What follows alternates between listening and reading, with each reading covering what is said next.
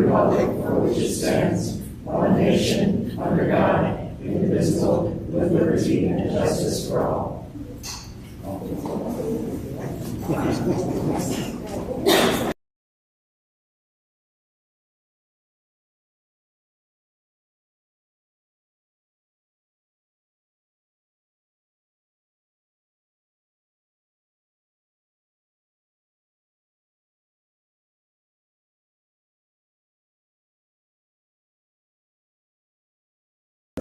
Very good, very good.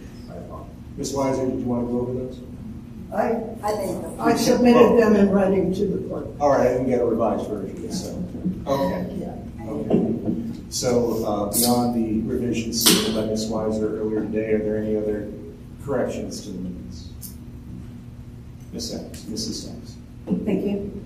Yes, I read it through again, and it was just a minor piece. When I had asked the mayor if an air quality test would be conducted by a certified industrial hygienist, he responded no. He said what the other part that Kelly, Mrs. Thomas said, but he said that as well. So I wanted the record to reflect it, and you could verify that in the recording. Where in the minutes are we referring to? During the council remarks. Yeah, I didn't respond to any remarks in the council You remarks. can hear it on the audio. And I said that I was not responding to remarks on the council remarks, so that would Yes, not you be did. the And you correction. also said yes. I'll have to go back. I'll ask for a motion to table the minutes then. Is there a motion to table the minutes? Because I'm going to need to go back to this.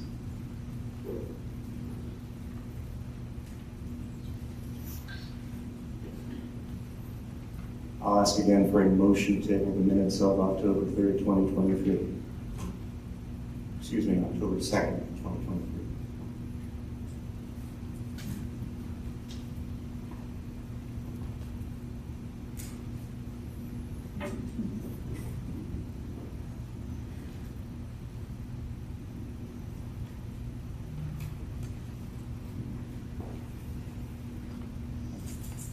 Okay, I'll move on to item 4 on the agenda, additions and removals from the agenda and referrals to committee. Are there any additions or removals to the agenda?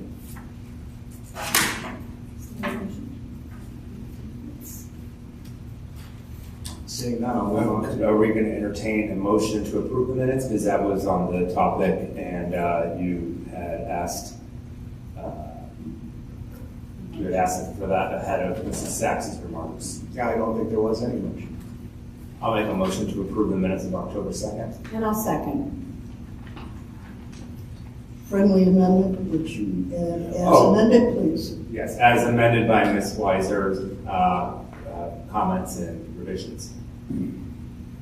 Okay, there is a motion to approve the And Mrs. minutes. Sachs. We have a motion. And Mrs. Sachs, Okay, yes. Okay, well, now we're back to the same point, which is that I have not had an opportunity to go back and, unlike the corrections that were submitted in writing earlier, I have not had an opportunity to go back and listen to a recording since this has been brought up in just the last few minutes with regard to what I supposedly said, when it is my recollection that I specifically said that I'm not going to be addressing in a back and forth manner comments made during council reports.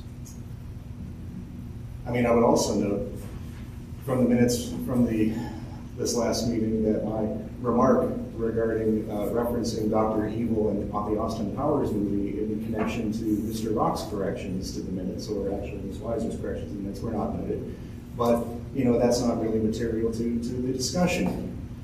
But this is a material matter. If you're going to say that I said something, which I don't believe I did, and you're going to refer to a recording, and it's my recollection, that what I said is that this is not a back and forth, these are your reports, I'm not here to answer questions, and that you're going to put words in my mouth and make that the record, that's wholly inappropriate.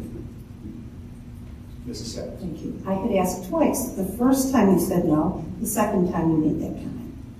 So I'm not disputing that you made that comment. It's just, there was an addition. Well, and I'm asking for the courtesy to go back and take a listen to the recording, which is why I've asked for a motion to table. Excuse me, Ms. Thomas said something. I will go back and listen. And Could I revise my motions to reflect that contingent on Mrs. Sachs's revisions being correctly stated in the video and recording? So that we don't have to come back and report on this business again in 2 weeks. That seems confusing to me. All right, well, then my motion stays. Mayor does not get to, you have an opportunity to review minutes before they come to the council. The council approves minutes, the council reviews the minutes, it's the council meeting. You don't get a vote. Appreciate your concern. Let's move forward. Yeah, I mean, I do get the opportunity to sign the minutes at the end here, and I do think it would be appropriate that I be afforded the opportunity to verify that this proposed last-minute change, that I get an opportunity to go back and listen to the recording before we go ahead and vote on these minutes. Just want to. Mayor, we do a lot of amendments here on the floor of the minutes when the meeting starts, and they sometimes relate to things that other people have said. I've not heard anybody object until now. I don't think any of us mistrust one another to the point of thinking that we might not have actually listened or read through the minutes as they've been presented. I try to be very accurate in anything I say. I would hope we could begin to at least begin to trust one another. Yeah, well, the thing here is that we have taken minutes before to allow people to review. And also, most of the time when people are asking for corrections, they're asking for corrections about things that they themselves have said. I haven't made a request that we correct the minutes to reflect something I did or didn't say. So another member of the body has chosen to make a correction to say that I said something that I don't recall saying. And I think I should be afforded the opportunity to go back and listen for myself. For instance, you went ahead and made some corrections with respect to things that you said, and you wanted to make clear that you were the ones that said them. I think that's appropriate. And we also knew about this in advance, so we were able to check it to the degree that we wanted to. Today, yes. Today, yes. Made other changes on the fly here, where I changed billions to millions. Mm-hmm. So, yeah, I mean, I think we can reasonably work together, everybody. Well, part of working together would be to afford me the courtesy to go back to listen to the recording about something that somebody's saying I said that I don't recall saying. And I think I should be afforded the opportunity to go back and listen. Mrs. Sachs. Thank you. I would suggest that you listen to the MP3 recording because the video was corrupted.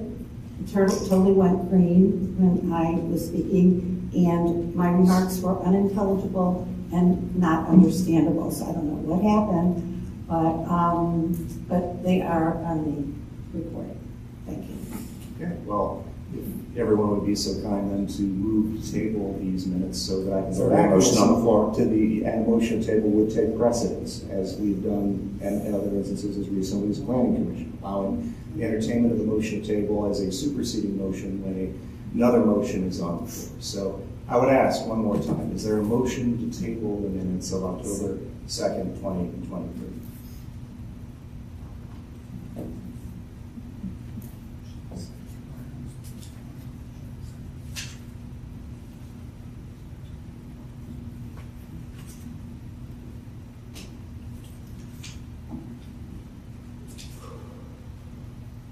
Very well. If these minutes pass, Mrs. Thomas, I want to make sure you give me a copy of the minutes. I will listen to the recording. If I believe the recording deviates, when I go to sign the minutes, I will interlineate the minutes and sign again what actually happened and refer back to the recording.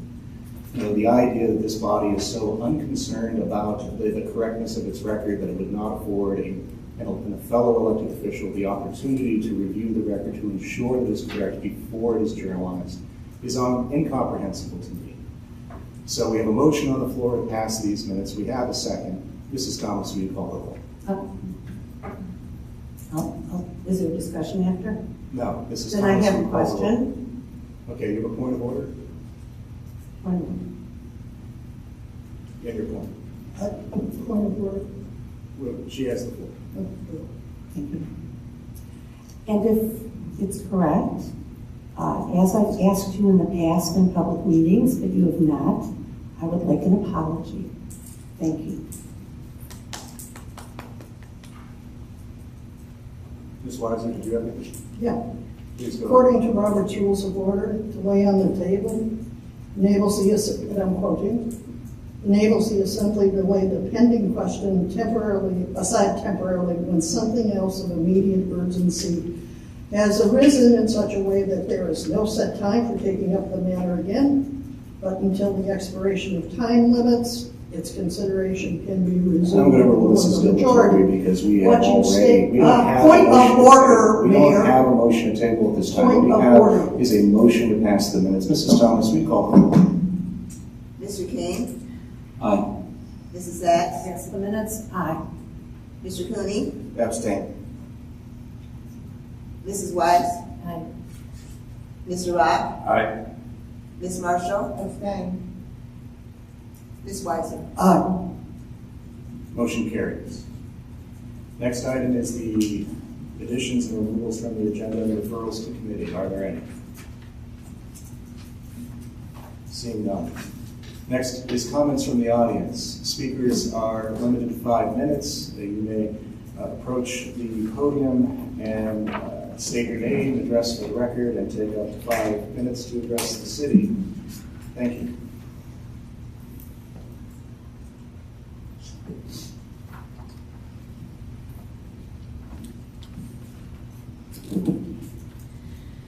Tina Bayer, University Parkway.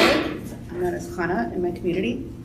I'd like to follow up on my comments from the council meeting 2 weeks ago when I spoke about the traffic bottlenecks we experience on University Parkway west of Milton, especially on Monday mornings when trash pickup begins first thing at the west end of our block. There's a short window of time when our trash is being picked up at the same time that school buses are coming through, children are waiting for their buses in driveways, and other traffic and parking challenges are present. Last Monday, we had a reprieve as there were no school buses picking up children that morning. Early this morning, the trash buggies were almost done on the block when a school bus traveling south on Milton attempted to turn right onto University Parkway. One of the buses was running a little late, so 2 buses arrived back to back, which I'm told was understandably frustrating for the trash buggy drivers.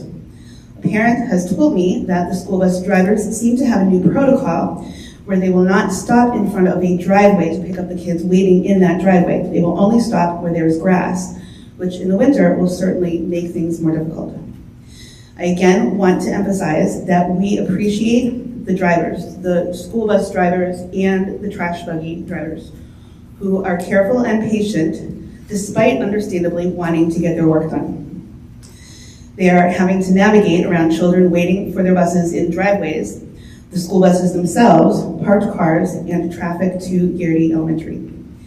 I recently became aware that we have a neighbor undergoing treatment for a health condition who, on a daily basis, experiences difficulties getting in and out of their driveway, which is only 1 car length wide, and which often has cars parked right up to the edge of their driveway. I apologize, the pictures that I was given are not attached because of printer issues, but I will email them after tonight's meeting. Because trash pickup and school bus pickups are happening roughly within the same time frame, but it's just not possible to predict exactly who will be where on our block and when, I would like to ask the city to move forward with any combination of creating a no parking or permit zone on our block, as well as moving the trash pickup start point off the school bus route. I also completely understand the controversy surrounding our trash pickup system, but I'm not interested in debating that now, as the more immediate need is to ensure the safety of our children on our block. Please also advise me if there is anyone else I should be forwarding my comments to besides the City Council, the Mayor, the Law Director, and the Chief of Police. And as an aside, on a different subject, I am 100% in favor of the city abiding by the current zoning regulations and being equally applied to all areas of the city. Thank you. Okay, thank you. Is there anyone else who care to address the city this evening? Please state your name and address for the record. You may take up your 5 minutes. My name is Sean Belt, 2292 Canterbury Road. I'm reading from the, as of yet, approved minutes from the July 6th Planning Commission meeting. Before this applicant was presented, Mayor Brennan noted that the city contracted the services of ZoneCo to do a comprehensive zoning code update of all districts of the city. Among the intent is to modernize the city, move on from what the University Square had been, and get away from the automobile-centric design and to focus more on pedestrians, mass transit, and bicycles. The city has beautiful, walkable neighborhoods, and then there are commercial areas that have been grafted in that are out of scale and do not integrate well into the walkable neighborhoods. Mayor Brennan stated that there are efforts to change that and to make the development such that the community is a more pedestrian-oriented city, that the city is not automobile-centric. The desire is to have new development follow along those lines. We are in the process of making those changes. It just so happens this application comes with regards to zoning for a project that was built 20 years ago and is in the process of being updated, but is not yet. The desire among elected officials and in the community is that movement is in this direction. He noted that there are going to be variances needed for this project, however you bring it about, given the descriptions of the U9 and the interplay between 1266 and 1274. It was pointed out that as long as there's a drive-through, a variance will be needed, and it is understood that from the applicant's point of view, the driveway is a necessary feature. It is hard to imagine Chick-fil-A being built today without a drive-through. Mayor Brennan discussed plans that have been years in the works, but deferred in part by the pandemic and numerous obstacles involving the stakeholders at University Square. He noted that a memorandum of understanding has been executed regarding the redevelopment of University Square and how it will be negotiated. It was mentioned that there had been a development agreement that the city entered into previously, described some of the plans for same, including opening up the center of University Square and making it a walkable district.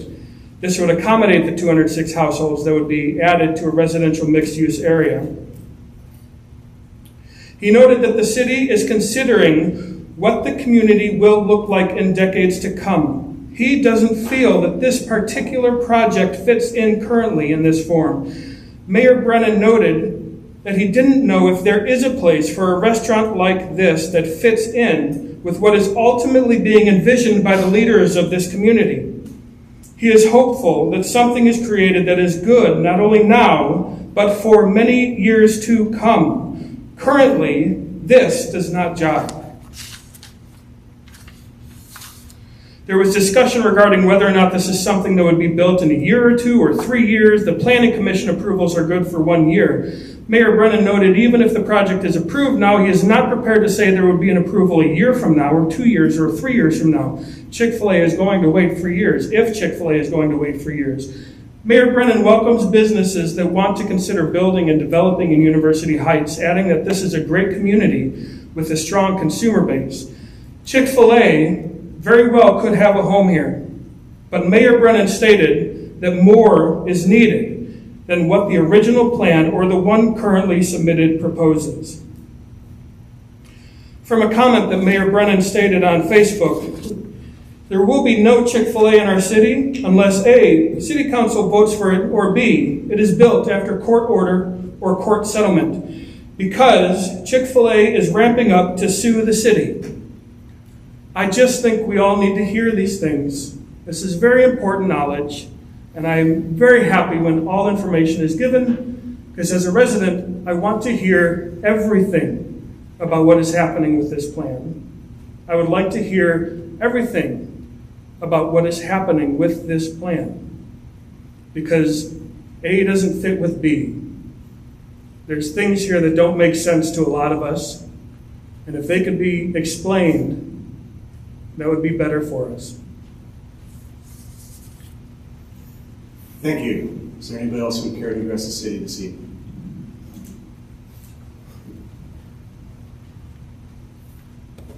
Mike Maliskas, 2592 University Boulevard. I just wanted to step up and say thank you to the city for the past week. We've had wonderful events that happened that were sponsored by the city. The open house for the fire department, that was really wonderful for my family and for my kids. To be able to meet the fire department, to learn about some of the safety that we should be having in our homes and some of the services that they offer, where they can come to our homes and do a safety inspection or bring us free smoke detectors, carbon monoxide detectors, stuff like that. So I would encourage other people who maybe are listening tonight to take advantage of those. And then also Fall Fest yesterday, which was unfortunately dampened by some of the weather, but was really a wonderful event. My kids really enjoyed themselves, and I was glad to be out there for the limited time that we could. So I appreciate that the city does these things, and I hope that we continue to do great things like this and Juneteenth and all this stuff that really makes it a wonderful community to be in. Thank you. Thank you. Is there anybody else who care to address the city this evening?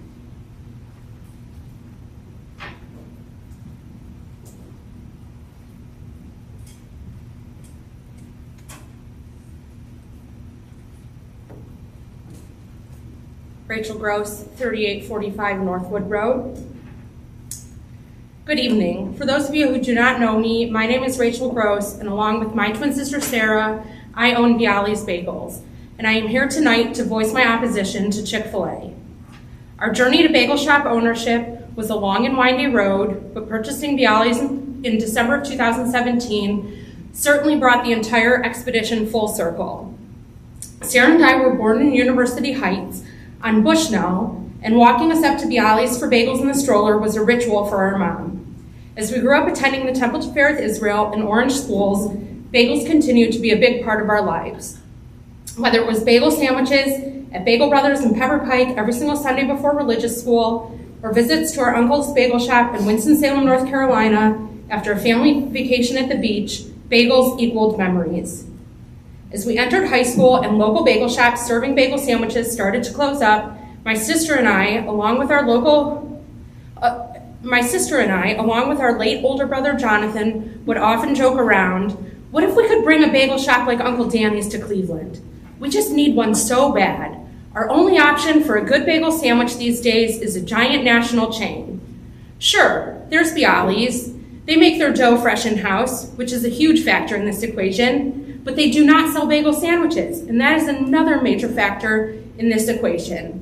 At the time, this all felt like a far-off fantasy world. None of us really wanted to run a bagel shop, did we?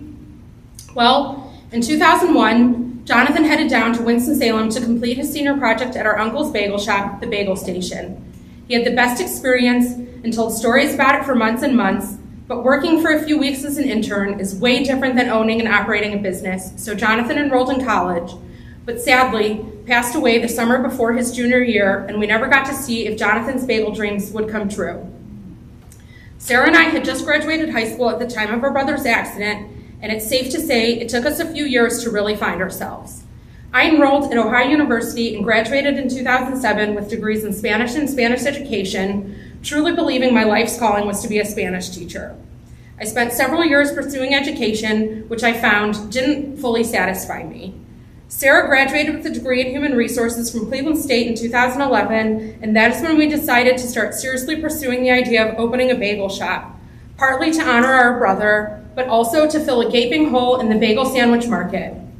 In 2012, Sarah and I spent some time working at the Bagel Station in Winston-Salem to learn everything we needed to know to bring this concept back to Cleveland. When we arrived home, we searched and searched and searched, but to no avail, we could not find the perfect location for a bagel shop, and we seriously considered giving up on this wild idea once and for all. Until the summer of 2017, when we were presented with the opportunity to purchase the University Heights institution, Bialys Bagels. Sure, we couldn't sell the bagel sandwiches, but we wouldn't let that stop us from living out our bagel shop owner dreams. To say taking over such a pillar of the community was scary is the understatement of a lifetime, but we dove in head first, and here we are, 6 years later, thriving as bagel shop owners, and as of about 6 weeks ago, selling bagel sandwiches. It's honestly still hard for me to believe. The last 6 years has been filled with a plethora of challenges: the pandemic, a difficult landlord, customers doubting our ownership, you name it, we overcame it.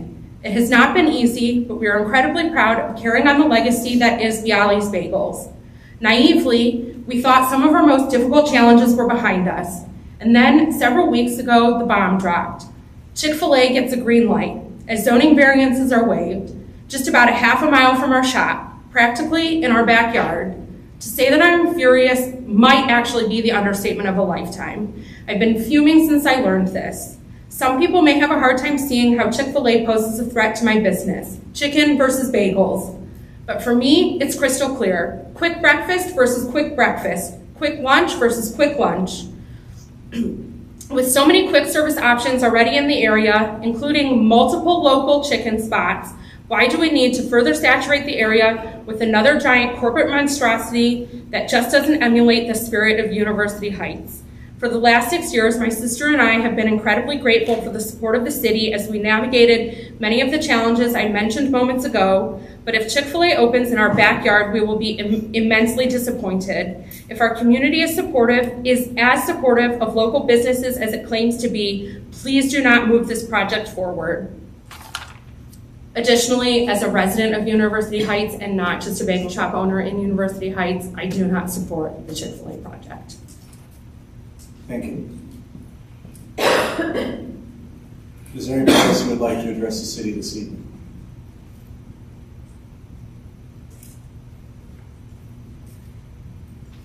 Seeing none, no more. We will now turn to reports and communications from the mayor and the taking of action thereon. Yesterday was the 4th annual Fall Fest. The weather was not the best, but spirits were still high. We had a great showing from the community in spite of the weather. The final musical act, Jason Patrick Myers, did not play as scheduled due to the weather. We plan to have him back for the summer concert series in 2024. We plan to hold the 5th annual Fall Fest in 2024 on a date to be determined. My thanks to Deanna Bremer-Fisher, Mike Cook, Chloe Celia, our service department, police department, fire department for working together to bring this event together for the 4th time. The City of University Heights has posted its request for qualifications for the position of city engineer. This posting may be found on the city website and on cleveland.com. I've also shared it with numerous firms and engineers in greater Cleveland currently performing engineering work for municipalities. Deadline to submit is Friday, October 27th, 2023 at noon. On October 5, 2023, the University Heights Planning Commission recommended approval of the Chick-fil-A application and found grounds under Section 1274 for a special use permit for a drive-through and a patio, together with waiving in lieu of granting variances for 6 conditions regarding 2 landscaping conditions, lot size, front setback of 66 feet instead of 75, and maximum widths and access points. Notwithstanding these minor conditions, in a U9 zoning district, restaurant use is a permitted use. And while a drive-through is a special use, there is a precedent on this very site for a drive-through, given the one at Huntington Bank, and precedent for a single-story, single-use restaurant with a drive-through and a patio in the U9 zoning district next to a residential district with the Dunkin' Donuts. This vote to recommend the application passed after a motion to reject the application received no second, and a motion to table was defeated. I bring this up because this item is not on tonight's agenda at the request of the applicant. The applicant contacted our law director last week and indicated that it would be submitting a revised application. Seemingly, this is an effort to reduce further the number of variances needed. I'm referring to them here as variances, even though the motion passed planning recommended waiving the 6 requirements rather than granting 6 variances in an effort to limit the approval to this applicant and not create variances that run with the land. The framing of this motion with this distinction is subject to further review by the law department. The framing of the motion as we did was done at the recommendation and direction of the city law director. Depending on the applicant's timeliness of the filing of the revisions at this time, we anticipate the Chick-fil-A application being before council as soon as the November 6, 2023 meeting. Finally, a moment on Israel. Following the terrorist attack on Israel by Hamas on Saturday, October 7, 2023, last week we displayed the flag of Israel at University Heights City Hall in support of the people of Israel and in support of the state of Israel. Here at University Heights, we have many residents who have family and friends in Israel. We have residents who are reservists in the Israeli army, who were called up and have gone to Israel to report to duty and serve. We have residents who were there when this attack happened and are there right now, whose safety is of great concern. May they all be delivered safely from harm. Our support of our friends and neighbors, of family, and of Israel is unreserved. I ordered the display of the flag of Israel without reservation. While I've heard the gratitude of many for the support, I've also already heard the calls of those who question the display and seek that I acknowledge the complexity of the long-standing situation. And I say this: Hamas is a terrorist organization, and they do not speak for the Palestinian people. Hamas has committed a terrorist assault on Israel and on innocent people in Israel. Too many have already been killed, injured, or are otherwise still unaccounted for in this attack. And there are many people in Gaza, 2 million people, Palestinian people, about half of whom are children, who are endangered as well, because of Hamas's terrorist acts and the need of Israel to protect itself. No one may engage in terrorism. No one may engage in atrocities or attacks calculated to kill civilians, rather than focus on strictly military targets. The history is long and complicated. Our support of Israel here is not complicated. We support Israel. We support the right of the Jewish state of Israel to exist. In University Heights, we stand with our neighbors, our friends, our families, who are in varying degrees maybe as intertwined with Israel as they are with the local community here. We pray for your safety, for peace, for justice, and we support you. Thank you. This concludes my report.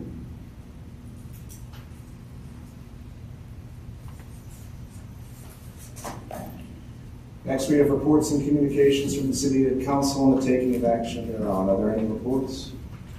Yes. Mrs. Lynch, you have the floor.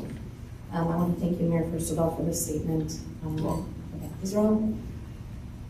2 things. One was there was a robust service and utilities meeting that I'm sure Mrs. Sachs will report on. Many future ideas were discussed. And I want to thank Mr. Pennington for his willingness to address various issues in a professional manner. Lastly, I look forward, and I know many residents do also. I was told that in the Friday wrap-up there will be an explanation of the charter review amendments that are on the ballot that will be easy to understand for an explanation to our residents. Thank you. Thank you. Are there any other reports from council at this time? Okay. Then we turn now to the reports and communications from the directors of the various departments, and we start with the Director of Finance, Mr. Kennedy. Thank you, Mayor. Good evening, everyone. I just want to touch on a couple of highlights for financial activity through the end of September. I'll give a more detailed presentation tomorrow night at the Finance Committee meeting. Through the end of September, our net revenue in the general fund, $13,880,981. Net expense, $12,380,458. So with that excess of revenue over expenses for the first 3 quarters of the year, our unexpended balance has grown to $8,041,333.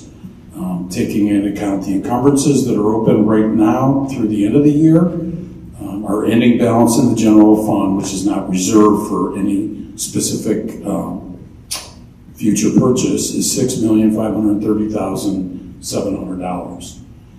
On an all funds basis, our revenue for the year, $17,544,847. Net expenses, $15,875,008. So again, excess of revenue over expense for financial activity through the end of September. Our unexpended balance for all funds, $11,685,897.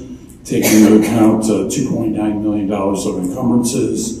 Our ending balance for all funds that's not reserved as of right now, $8,782,342. And as I said, I will give a more detailed presentation tomorrow evening on highlights on the first 3 quarters of the year, but I'd be happy to entertain any questions. We're still waiting for final reconciliation from ODOT for that Cedar Road project.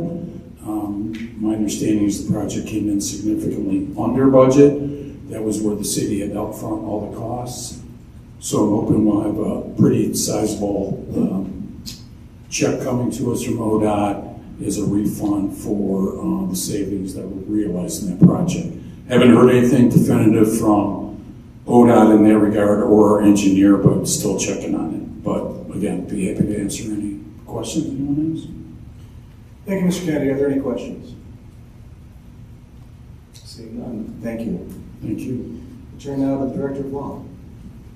Thank you, Mayor. I'll be asking council this evening for an executive session to discuss the Yabi eminent domain litigation, and we'll deliver a report in an executive session. Okay, very good. Thank you, Mr. McConville. Public Safety Police, any report? Mayor, no report. No report, thank you. Public Safety Fire, any report? No report this evening. Okay, no report, thank you. Service Department, Mr. Pennington is not here, but I have a written report. To date, 9 of 14 street and catch basin repairs provided at the last Service and Utilities meeting have been completed. The Service Department is actively working to complete the original list. The Service Department has hired 3 new full-time laborers/drivers who will be starting over the next 2 weeks. On October 23rd, the Service Department will welcome DeJuan Brown, and on October 30th, we will welcome David George and Eric Manager to the City of University Heights. Leave collection will begin tomorrow, October 17th, and will continue through December 22nd. Collection will begin on South Green Road and will proceed westward over the coming weeks. Over the next 2 weeks, 1 to 2 leaf vacuums will be out daily, subject to employee availability. Minimum staffing will begin providing up to 5 employees daily, October 30th through December 22nd. One major change of note this year is that the City of University Heights discourages residents from using craft bags for the leaves. Our new leaf disposal site requires clean and unbagged leaves for processing. The city recently contracted with Green Vision Materials for leaf processing at a significant savings over the previous disposal site. This concludes the Service Department report. Thank you. Next is the, yes. Thank you. In absentia, I would like to thank Mr. Pennington. That was a robust discussion, and I appreciate his attention to the things we discussed. Thank you. Thank you. Building Department, Mr. Cheatham. No report. No report. Thank you, Mr. Cheatham. Housing and Community Development, Mr. Engelbrecht.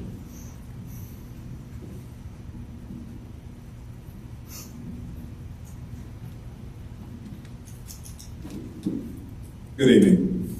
I just want to report that we submitted the grant to NOACA for the Taylor Road Corridor project last Friday.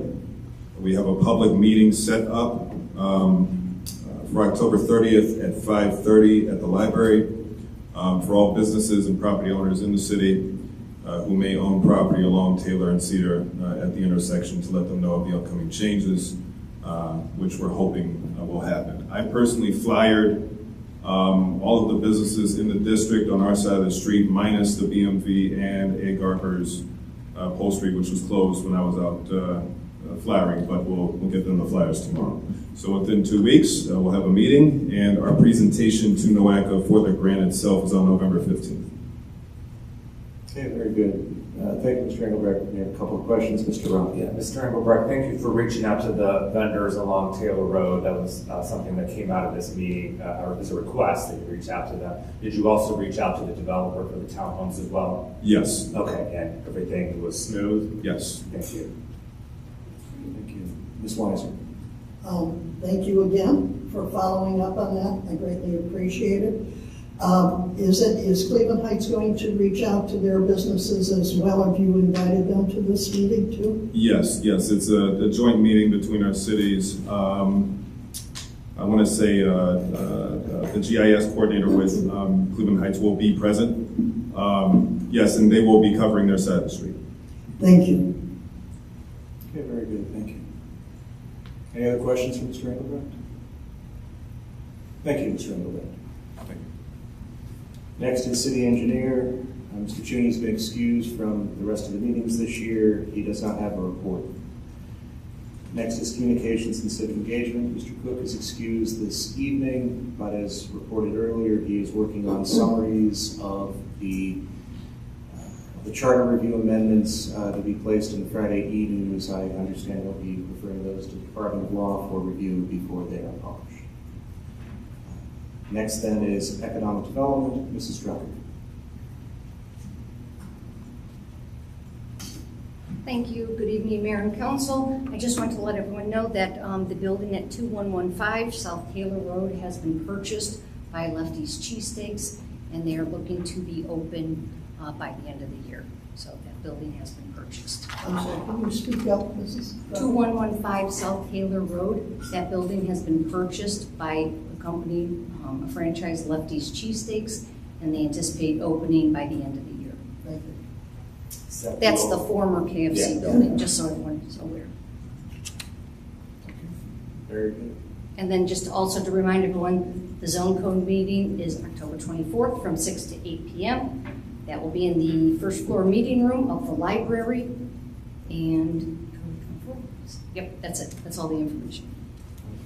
Very good. Thank you, Mrs. Drucker. Any questions for Mrs. Drucker? All right, very good. Thank you, Mrs. Drucker. We turn now to item 9, reading and disposition of ordinances, resolutions, motions, and consideration of agenda items. The first item is item A, a motion to enter executive session for personnel matters. Specifically, it's a motion to enter into executive session to discuss the tentative agreement with the International Association of Firefighters for their new collective bargaining agreement. Is there a motion to enter into that executive session? So moved. Motion by Mrs. Weiss. Seconded. Second by Mr. King. Mrs. Thomas, we call the roll. Mr. King? Aye. Mrs. Sacks? Aye. Mr. Cooney? Aye. Mrs. Weiss? Aye. Mr. Rock? Aye. Ms. Marshall? Aye. Ms. Weiser? Aye. Okay, very good. We are in executive session. We'll be going to the other room. People who are here may stay here. I don't anticipate we'll be very long. Chief Perko, if you could join us. Michael Zalesnik, I didn't see you, but I think you're out there. Please join us as well. I see you now.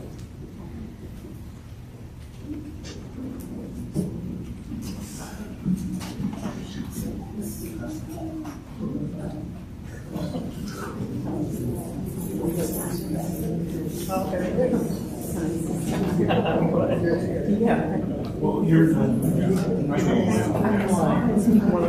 yeah, that's what we put that way and have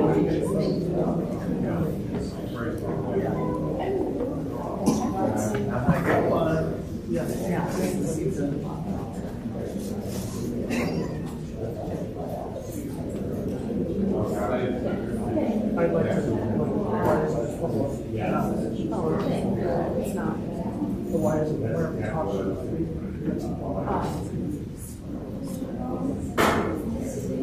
He's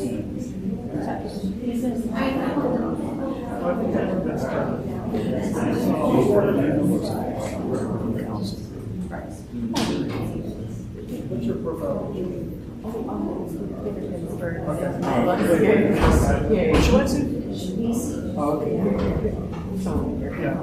No, well, the trouble is not. Yeah. Doesn't come in. Seldom.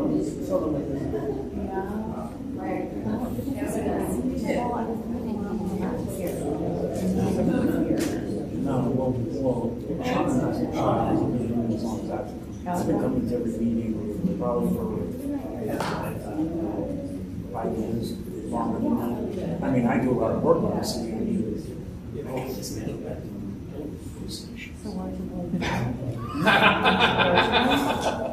No, a lot of us are to blame. A lot of us are to blame because we had a yeah. I mean,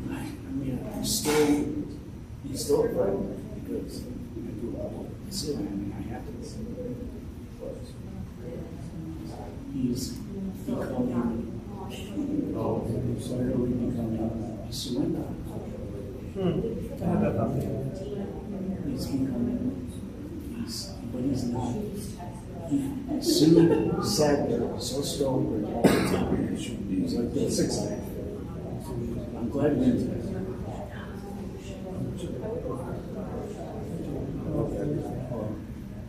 Lynn's back. She's a given. She's not. Michelle's in the That's. No,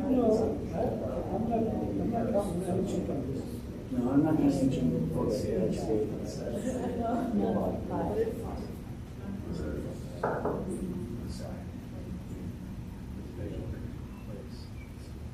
Yes. Yes. Once they take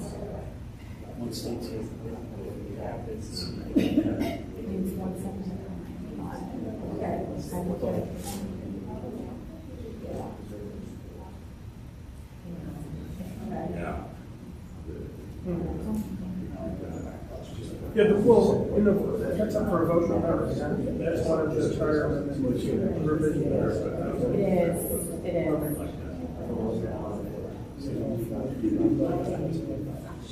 Because it has to come in line more in line with Ohio State law. Right now, it says a percentage of eligible voters, and it has to change to percentage of who voted in the last election. Because the eligible voter number changed the way to, so you can't say right. So it's just a minor change.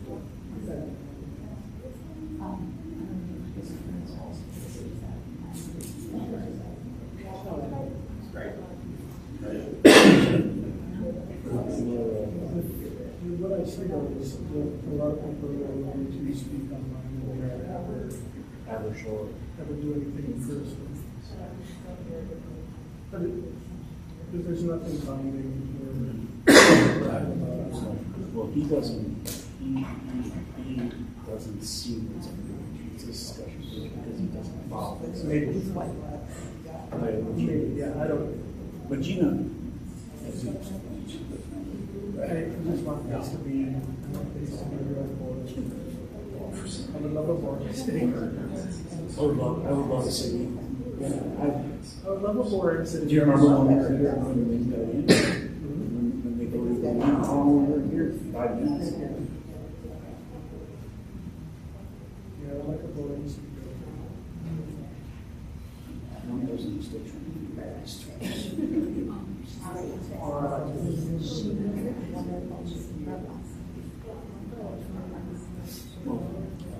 Sherry says it's a vote. Oh, you ain't seen nothing. You ain't seen nothing yet. Wait till we get to that agenda. Council recommendations. That's going to be the one on the last page. 7 page, one on the last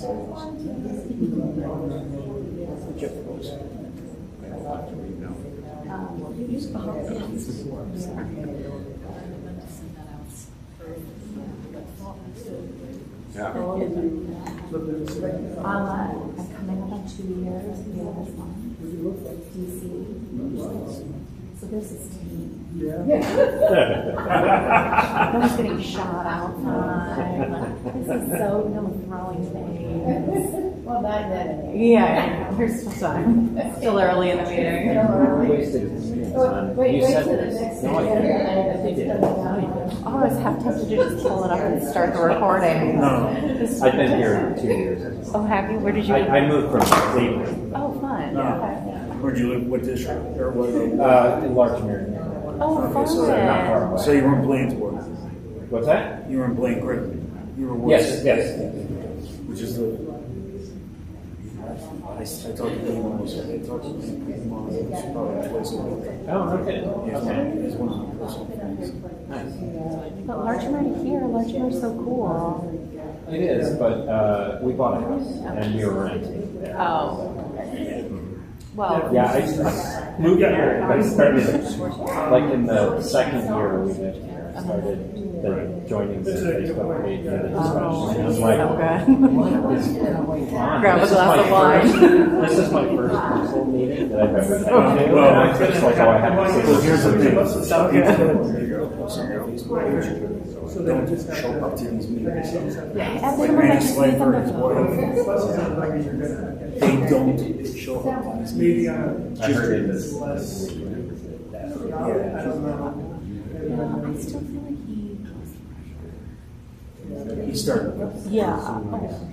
Well, no, Yeah, so when I was a kid, I walked about a quarter mile. but he can't do anything about it. Technically, he can't do anything about it. That's what one of the charter amendments is, to let city council run the meetings. I think maybe she Okay. Yeah, I don't know anything about Come to the meeting, 20.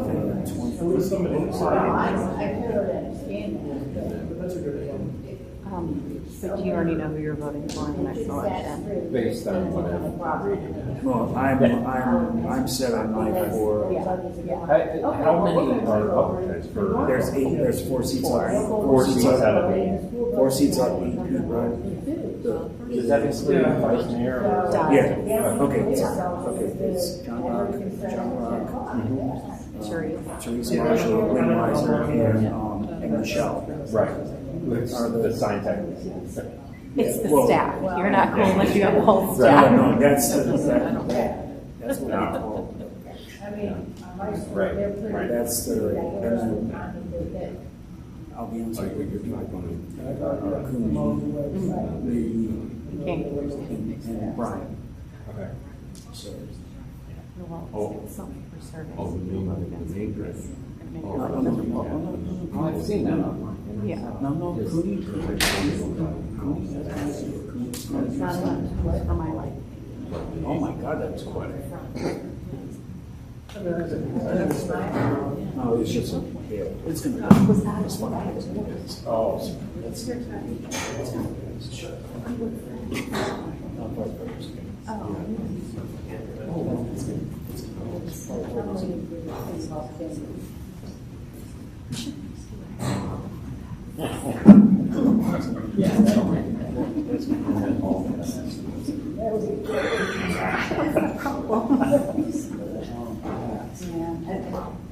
Is there a motion to return to exit executive session and return to regular session? So moved. Motion by Mr. Cooney, is there a second? Second. Mrs. Thomas, will call the roll. Mr. King? Aye. Mrs. Sacks? Aye. Mr. Cooney? Aye. Mrs. Wise? Aye. Mr. Rock? Aye. Ms. Marshall? Aye. Ms. Weiser? Aye. Okay, we are back in regular session. Item B on the agenda is a motion to approve tentative agreement with International Association of Firefighters 974 for new collective bargaining agreement July 1st, 2023 through June 30th, 2026, and authorizing the mayor to execute same. This is being heard on emergency. Mr. Zalesnik, would you care to come up to the podium and say a few words on this agenda item? Thank you, Mayor. Good evening, Council. I would highly recommend you guys adopt the tentative agreement. It is in parity with the service agreement as well as the police agreement, with the addition of adding an additional lieutenant, but not changing the composition of the bargaining unit in total. Again, we made some incidental increases to uniform allowance and fitness allowance of $200, as well as adding a $500 stipend for the car seat technician. Thank you. Okay, very good, thank you. Any questions for Mr. Zalesnik? And if not, is there a motion to approve the tentative agreement? You know, we have it here on emergency, but I think it's just a motion, correct? Yes, thank you. Just a motion to approve the tentative agreement with the IFF. So moved. Okay, motion by Ms. Marshall, is there a second? I'll second. Second by Mrs. Sacks. Any discussion on the motion? Seeing none, Mrs. Thomas, will you call the roll? Mr. King? Aye. Mrs. Sacks? Aye. Mr. Cooney? Aye. Mrs. Wise? Aye. Mr. Rock? Aye. Ms. Marshall? Aye. Ms. Weiser? Aye. Very good, motion carries. Next is item C, ordinance 2023-56, amending codified ordinance section 240.01 entitled Composition, to modify the composition of positions in the fire department and declaring an emergency. This is on emergency. It's introduced by myself. I'll say a few words. We just approved the tentative agreement with the IFF Local 974. One of the terms of the tentative agreement is that the fire prevention officer will be a lieutenant and is therefore, up to this point, this person has been paid as a lieutenant, wears a white shirt like a lieutenant, gives orders like a lieutenant, but hasn't actually held the rank of lieutenant. This is one of the changes that we've made. The current composition ordinance states that there are 3 lieutenants and 24 firefighters. Well, it actually says 1 chief, 4 captains, 3 lieutenants, and 24 firefighters. We have not expanded this beyond the current number of 32. Instead, it will simply be 1 chief, 4 captains, 4 lieutenants instead of 3, and 23 firefighters instead of 24, thus reflecting the composition of of the Forsyth Division of Fire going forward. Is there a motion to approve on emergency? So moved. Motion by Ms. Weiser, is there a second? I'll second. Second by Mr. Cooney. Any discussion? We'll take 2 votes. First is on the suspension of rules. Mrs. Thomas. Mr. King? Aye. Mrs. Sacks? Aye. Mr. Cooney? Aye. Mrs. Wise? Aye. Mr. Rock? Aye. Ms. Marshall? Aye. Ms. Weiser? Aye.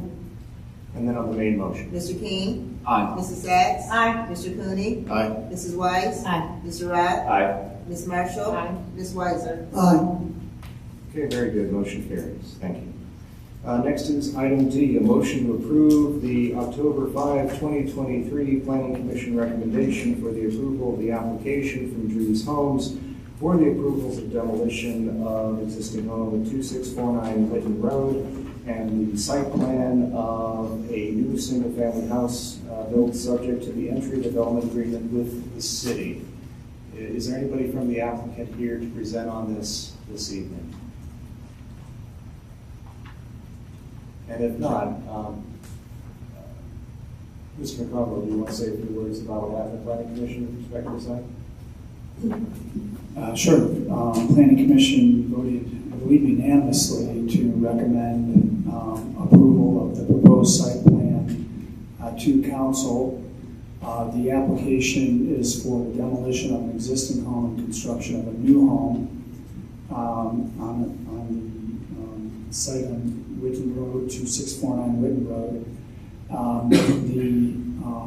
During the course of the hearing, there was public comment taken in which residents expressed a variety of concerns relating to things such as mud and debris in the streets, fencing of the construction site, hours of operation for the construction crews, and similar concerns that with respect to how the construction might impact the neighborhood.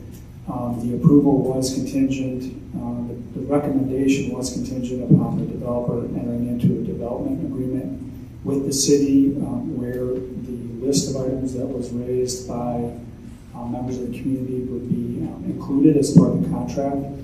Many of them are included as a matter of course, but we did take notes during the hearing and we'll be sure to customize the agreement to the concerns that were raised by the residents. It's worth noting that the application presented as a permitted use, no variance site plan. The application complies with all of our height regulations, area variances, setbacks, and so forth. Okay, very good. Is there a motion to approve the recommendations of the Planning Commission?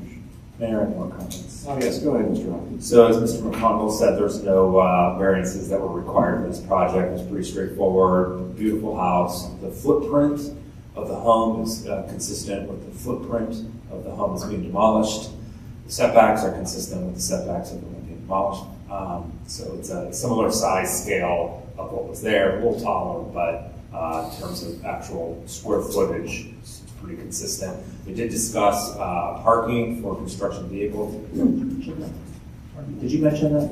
I don't know if I don't remember you mentioning that. Okay. Yes, that was mentioned. On that particular road, it is a cul-de-sac, so street parking is not available at the circle portion of the road. So construction vehicles would have to park on site or where the road straightens towards, like I said, there's Washington Boulevard there, so they discussed that. But for the most part, it's pretty straightforward, beautiful home. We approved it unanimously. Very good. We always appreciate when applicants are interested in investing here in this community. And just happy to be among those on the Planning Commission who supported this application. Is there a motion to approve the Planning Commission's recommendation for the approval of the Drees Home application, including the demo of the existing home, 2649 Whitten, et cetera, as listed in the agenda? So moved. Motion by Mrs. Sacks. Is there a second? I'll second. A second by Ms. Marshall. Any discussion on the motion? Mrs. Thomas, we call the roll. Mr. King? Aye. Mrs. Sacks? Aye. Mr. Cooney? Aye. Mrs. Wise? Aye. Mr. Rock? Aye. Ms. Marshall? Aye. Ms. Weiser? Aye. Okay, very good. Motion carries. Next item on the agenda is item E, which reads discussion regarding council chambers demolition. I give the floor to Deanna Bremer Fisher for a presentation.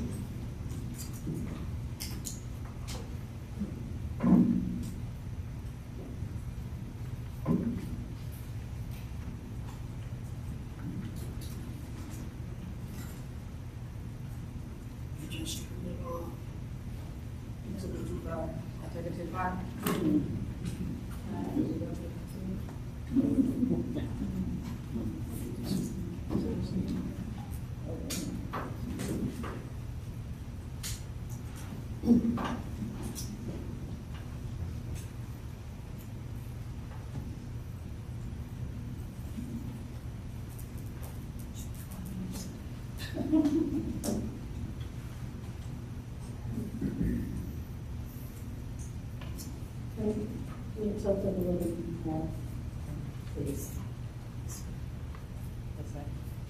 Can you see it? Okay.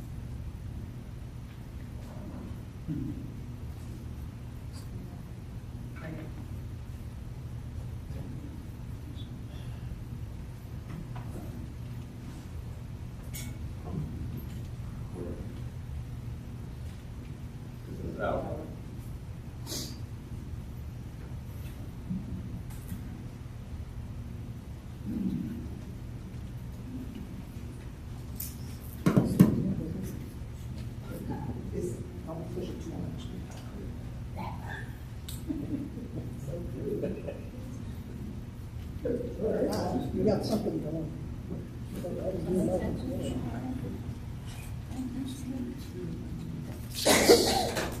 Okay, this is great. Now, I'm not sure how to flip slides while I'm up here. I guess I'll be running back and forth. Maybe the mouse will. My mic seems to be off. Maybe the mouse will stretch. Mics are all off. Mics are off.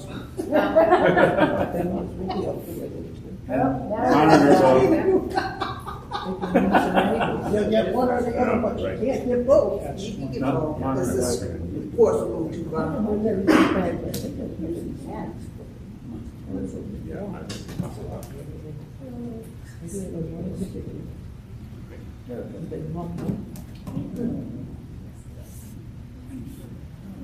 Well, hopefully this will be worth the wait. You have to wait till the next one. Right.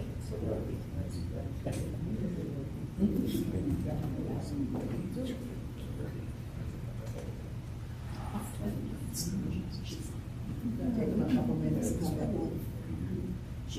That is, But the lights aren't right. You can see what's coming. Yeah, you can see it. Right, the mics for the recording. I need the mics for the recording.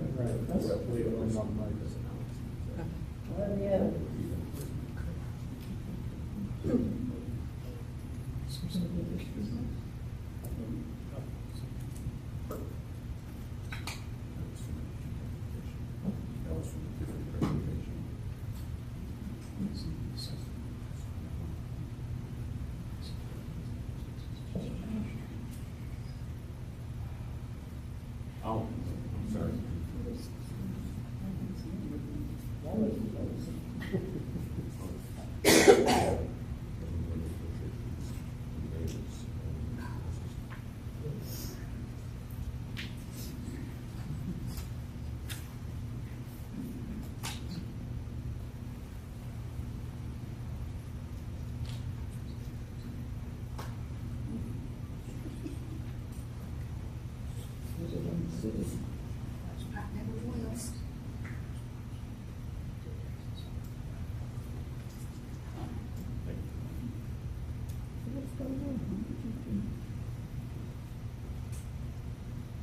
waiting for the mics to come back on?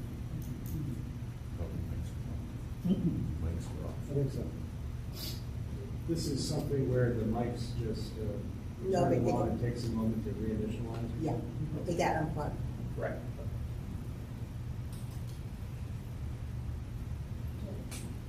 Yep, here we go. Check, there we go. Oh, wonderful. Okay, all right. Oh, better than ever. All right, well, good evening. I wanted to take this time to give a little bit of a history of our City Hall. This is part of a presentation that I did back in May and just adjusted a little bit for this purpose. So what you're looking at is you're looking at a plat map from the early 1900s, and you're looking at the original town hall for Idlewood Village, which is what University Heights was called at that time. It was architect Adrian Foose, with a symmetrical facade and the front door facing Warrensville Center Road. It housed the entire city administration, including 2 jail cells in the basement, and bore what was then the name of the new village of University Heights. Council chambers was on the 2nd floor, accessible from a flight of stairs. And you can see from this picture that it was pretty spare back in the 1920s. The town hall was redecorated in 1940. The floor tile appears to have been added at that point, as were the curtains and the portraits of Washington and Lincoln. Almost from the beginning, the town hall was too small for the needs of the growing suburb. By 1940, the village had grown to 5,000 inhabitants and became eligible under Ohio law to become a city. Growth came with many challenges. In 1940, the Ohio Inspection Bureau warned Cleveland Heights officials, who provided fire services for the village, that their insurance rates would go up if they continued to service the growing community of University Heights. So they voted to terminate their contract, giving the village only 6 months to raise the funds, construct a building, purchase equipment, and hire staff for a fire department of their own. Residents were asked to vote for both a levy to fund the fire department and a modern home rule charter. Both were approved by voters in a special election in 1941. The city of University Heights began to function under the new charter on January 1st, 1942. And the city selected J.P. Snavely Company to build an addition onto the back of the town hall to house the new fire department. The city continued to grow rapidly after World War II, achieving 10,000 in population by 1947. In 1969, the fire station was expanded so that it could house the new longer ladder truck that the department had purchased. The University Heights Police Station was constructed in 1952. It was built 1 story tall with a flat roof, which was intended to enable a 2nd story to be added at a later date. I thought that was interesting.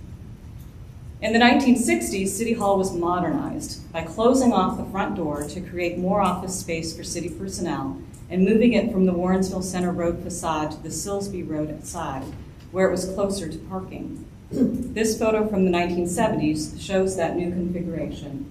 As you can see, the door has been changed. Wood paneling and dropped ceilings were also part of the new decor. It was sometime later, perhaps in the 1970s or 80s, that the dais was added to council chambers and carpet squares were applied on top of the tile flooring. In January 2019, that was the last time that a council meeting was held in that space. 1 month later, an office for the clerk of council was planned for the space.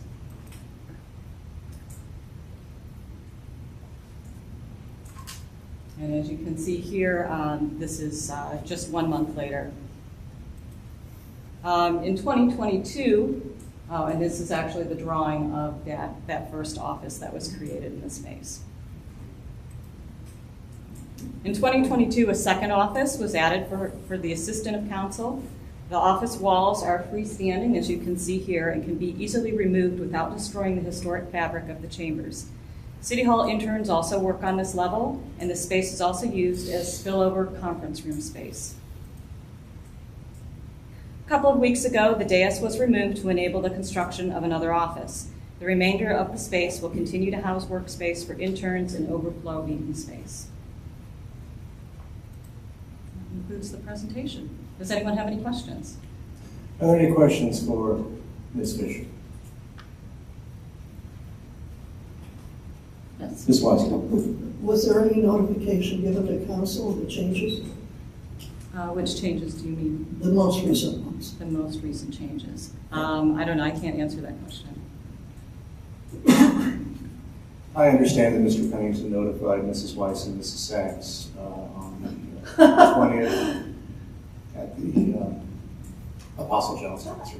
But was it the notification obviously from Ms. Mullen? Was it Rachel Mullins? For the initial changes to the council area? You showed us a memo that went, I assume, to council. Is that correct? I was reading it. I don't know if that was two, but that was a memo just about the plans, showing the plans for the office. So that came out. But my understanding is that I got nothing. I saw the memo that came to, and I was on council then. In 2019? No.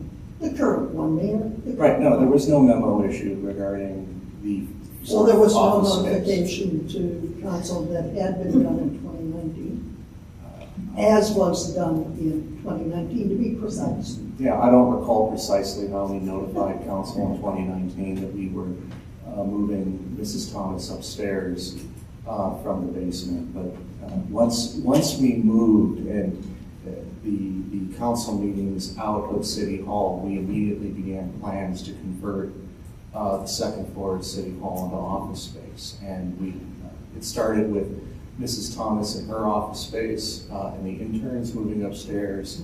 In 22, when we hired our assistant clerk of council, we created an additional office space and then bringing it up to 3 people that were working upstairs. And now we're moving it on to 4 people working upstairs. Mr. Rob. Could you go back to you mentioned there was carpet squares installed in the 1980s? Well, we don't know exactly when the dais was constructed. We know that it was sometime after the 1960s renovation.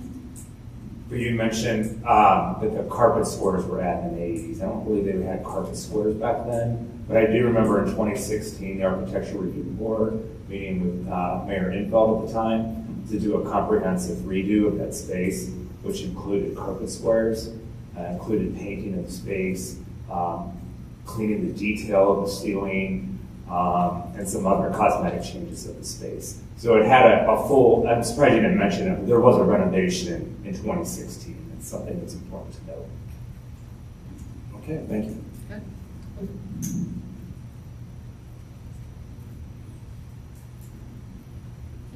Yes, Mr. Cooney. Where's the dais now? It's in storage? Yeah, we have an off-site storage facility that holds a number of city items, records, furniture. The dais and the orange chairs are both there. Thank you.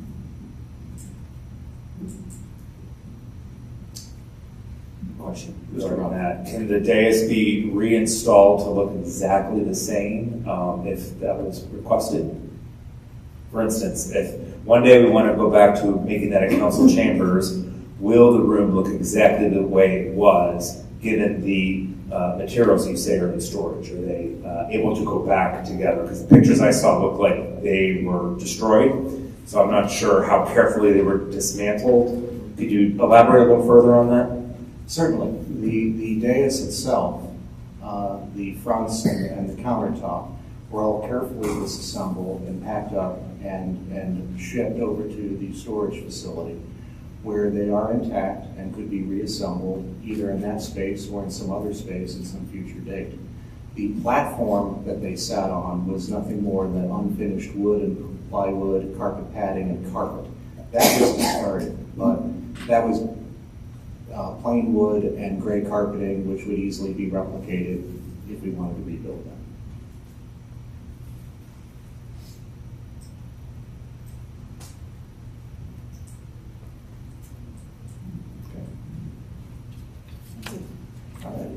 Thank you, Ms. Fisher. Did you have another question for? I I have the presentation, actually, I put this on the agenda item. I would think if Ms. Bremer Fisher put this on the agenda item, it would be discussion regarding council chambers remodeling. But I deliberately put it on as council chambers demolition. May I use the mouse from here? Will it work? From the presentation I have? I Or do was I have to aware go up there? that you had a presentation. You didn't advise me. So No, I went I ahead and didn't had a advise presentation. you. But we weren't advised about that one. No. So how do I do that? And according to ordinance, I'm supposed to be notified at least 3 days before the agenda goes out. It's Yes. a city council meeting. I know, but according to ordinance, I'm supposed to be notified at least 3 days. And that said, I didn't take it off the agenda. Okay, good. I would like to then have comments that happen to have, no, please turn it back. Oh, I'm sorry, couldn't Please see turn you. it back. Okay. We need to, council has not seen this presentation. I'm sorry. So should I stand up there? Okay.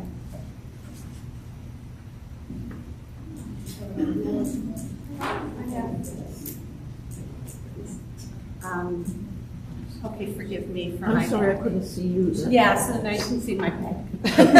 That's okay. Okay. Okay, so how do we need to do that? That's her laptop. Okay. You mind if you use your laptop? That's fine. I'll use the flash drive. Thank you.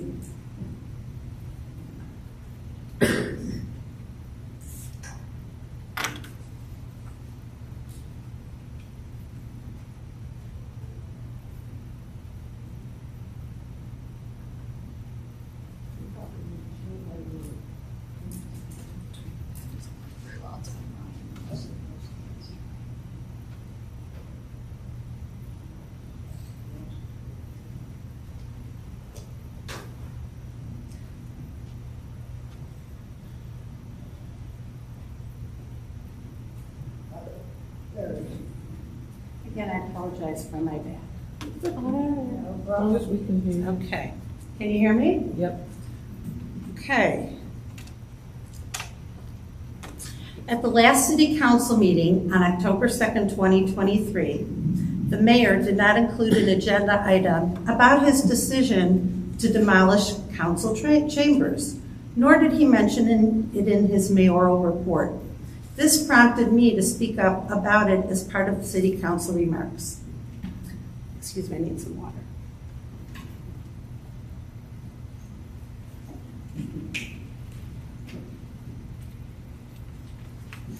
I've since discovered that the moment I started speaking at that meeting, the screen on the live stream went green and my remarks were spotty and actually unintelligible. It's for this reason I actually placed this on today's agenda to bring the issue into the sunlight. So how do I advance? Okay. Whoa. Okay. No, that's not it. Yeah, okay. Yeah, it is actually. So this photo, let me explain what you're looking at. On Friday, September 22nd, I had a pre-scheduled meeting with the clerk of council to prepare for the October 10th Service and Utilities Committee meeting. And this is what I saw. I came upstairs and the council dais was gone. The clerk of council, who works in a cubicle within that space, was not informed. Employees in the building were not informed. Notified is another word. And council at large was not informed. This was a unilateral decision by the mayor. And just to clarify, yes, at the John Carroll University Carlos Jones concert, in just small talk, Mr. Pennington mentioned that at some point, Ms. Bremer Fisher was going to have an office upstairs. It was just an offhand comment. It was not a notification nor any time limit. So this was very much surprising to me. The next set of photos, there are about a dozen of them, were taken the very next day, on Saturday, September 23rd. I did not take them. They were given to me. The photos will speak for themselves. And I'll just go through them if I can figure out how to do it. The dais and the platform became completely dismantled.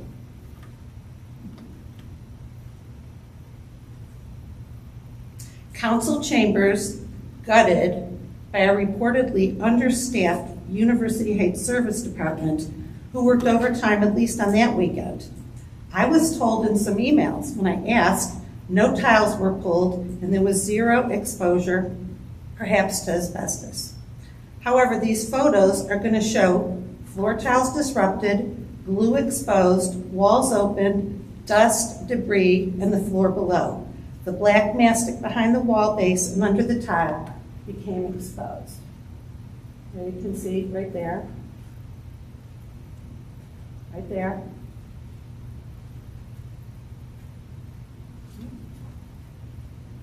Okay. And you can see the carpeting is exposing the tiles, and the tiles are disrupted along the baseboard and on the front left part of the floor. There's a gaping hole there. Glue. The tiles are disrupted. Walls.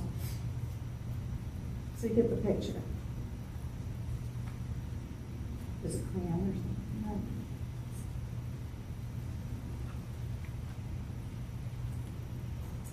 Okay, so this is very disturbing and scary.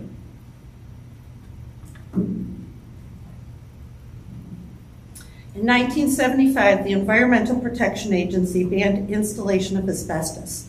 Buildings older than that tended to be built with asbestos-containing materials. You heard Ms. Bremer Fisher say that those tiles were installed, I think, in the 40s.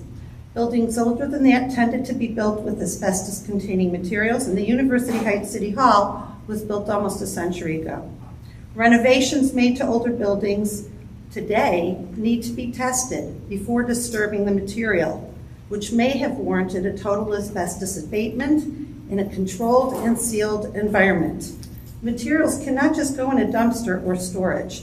They require special removal and a cleanup procedure. So I felt compelled at the October 2nd council meeting to ask the mayor, our city's safety director, if an air quality test had been completed by a certified industrial hygienist after dismantling and completely gutting council chambers. Actually, to test it before is what I would say now, knowing a little more. But in that meeting, the mayor did respond no, as we will find out. And he eventually did not ever arrange for the air quality to be tested. And now we look ahead. The next few photos are going to show by September 27th, plywood sheeting was glued to cover the floor in preparation for the carpeting, which I was told, quote, was installed by the end of the following week, which had been October 6th. So I'm going to speak a little more, then I'll show you the pictures. I'm relieved to learn that from Mr. Pekorski, who is the reporter for Cleveland.com and Sun Press, that the air quality had finally been tested on Friday, October 6th, due to an anonymous call to the County Board of Health. It was when the areas were already covered up and not when exposed. So the next set of photos were taken that following week, showing the completely covered up surfaces. And this is what Mr. Pekorski, the reporter, saw when he finally was able to tour with Mayor Brennan, Ms. Bremer Fisher, Mr. Cook, and Mr. Pennington. And this is similar to what you saw in Ms. Bremer Fisher's final picture. Oh, we don't have the last slide. Okay. So the unilateral decision to demolish council chambers was to make room for a private office for an administrative assistant without any notification or discussion with council and the public. It was as if it was personal property. Council chambers on the second floor of City Hall is not personal property. It is public property. It belongs to the people of University Heights. It has American and local city historic and symbolic significance. The decision and the manner in which it was being carried out demonstrates a lack of respect for our historic city building and avoidance to communicate, cooperate, and collaborate amongst the branches of government.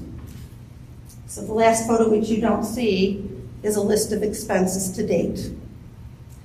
And I had to obtain it myself. I asked for it on October 2nd, but was not given it. And it is just the expenses of materials. It does not include labor, which I don't know what kind of demolition or remodeling is done without labor, especially overtime. So technically, they may be under the mayor's $15,000 spending limit. These expenses are derived from University Heights property taxes. So as your public servant, I feel it is my responsibility and obligation to report my observations to each of you. And as a member of City Council, it is my obligation and responsibility to report to my colleagues that there's no longer any space at City Hall for legislation, and council is essentially homeless in University Heights. Are there any questions? Where was council? Wait a minute. This is a public meeting. Okay, Where the questions I'm sorry. are to be. I apologize. Yeah, we don't take. I apologize. Thank you. If you want to ask if there are any questions by members, fellow council Of members, course, or myself. of course. Yes. I'm going to sit down. So we'll start with Mr. King. Thank you, Mayor. I'll be brief in my remarks regarding the second floor of City Hall. We already discussed this at the beginning of our previous meeting. Then there was a 1,406-word article on Cleveland.com. And we had spent 22 minutes tonight on this topic. Every item on our agenda this evening, except this one, has been in a direct service to the residents of University Heights. You need to take a step back and put this in perspective. The last City Council meeting on the second floor of City Hall was January 22nd, 2019, nearly 5 years ago. Since then, meetings have been held at the Board of Education building, on Zoom during the pandemic, and since August of 2021, here in the former library of Wiley Middle School. The purpose and interior decorating of rooms change over time and out of necessity. There used to be bookshelves and computers and students in this room. The second floor of City Hall used to house council chambers. Now it serves as office space for several city employees, including our clerk of council and assistant clerk of council.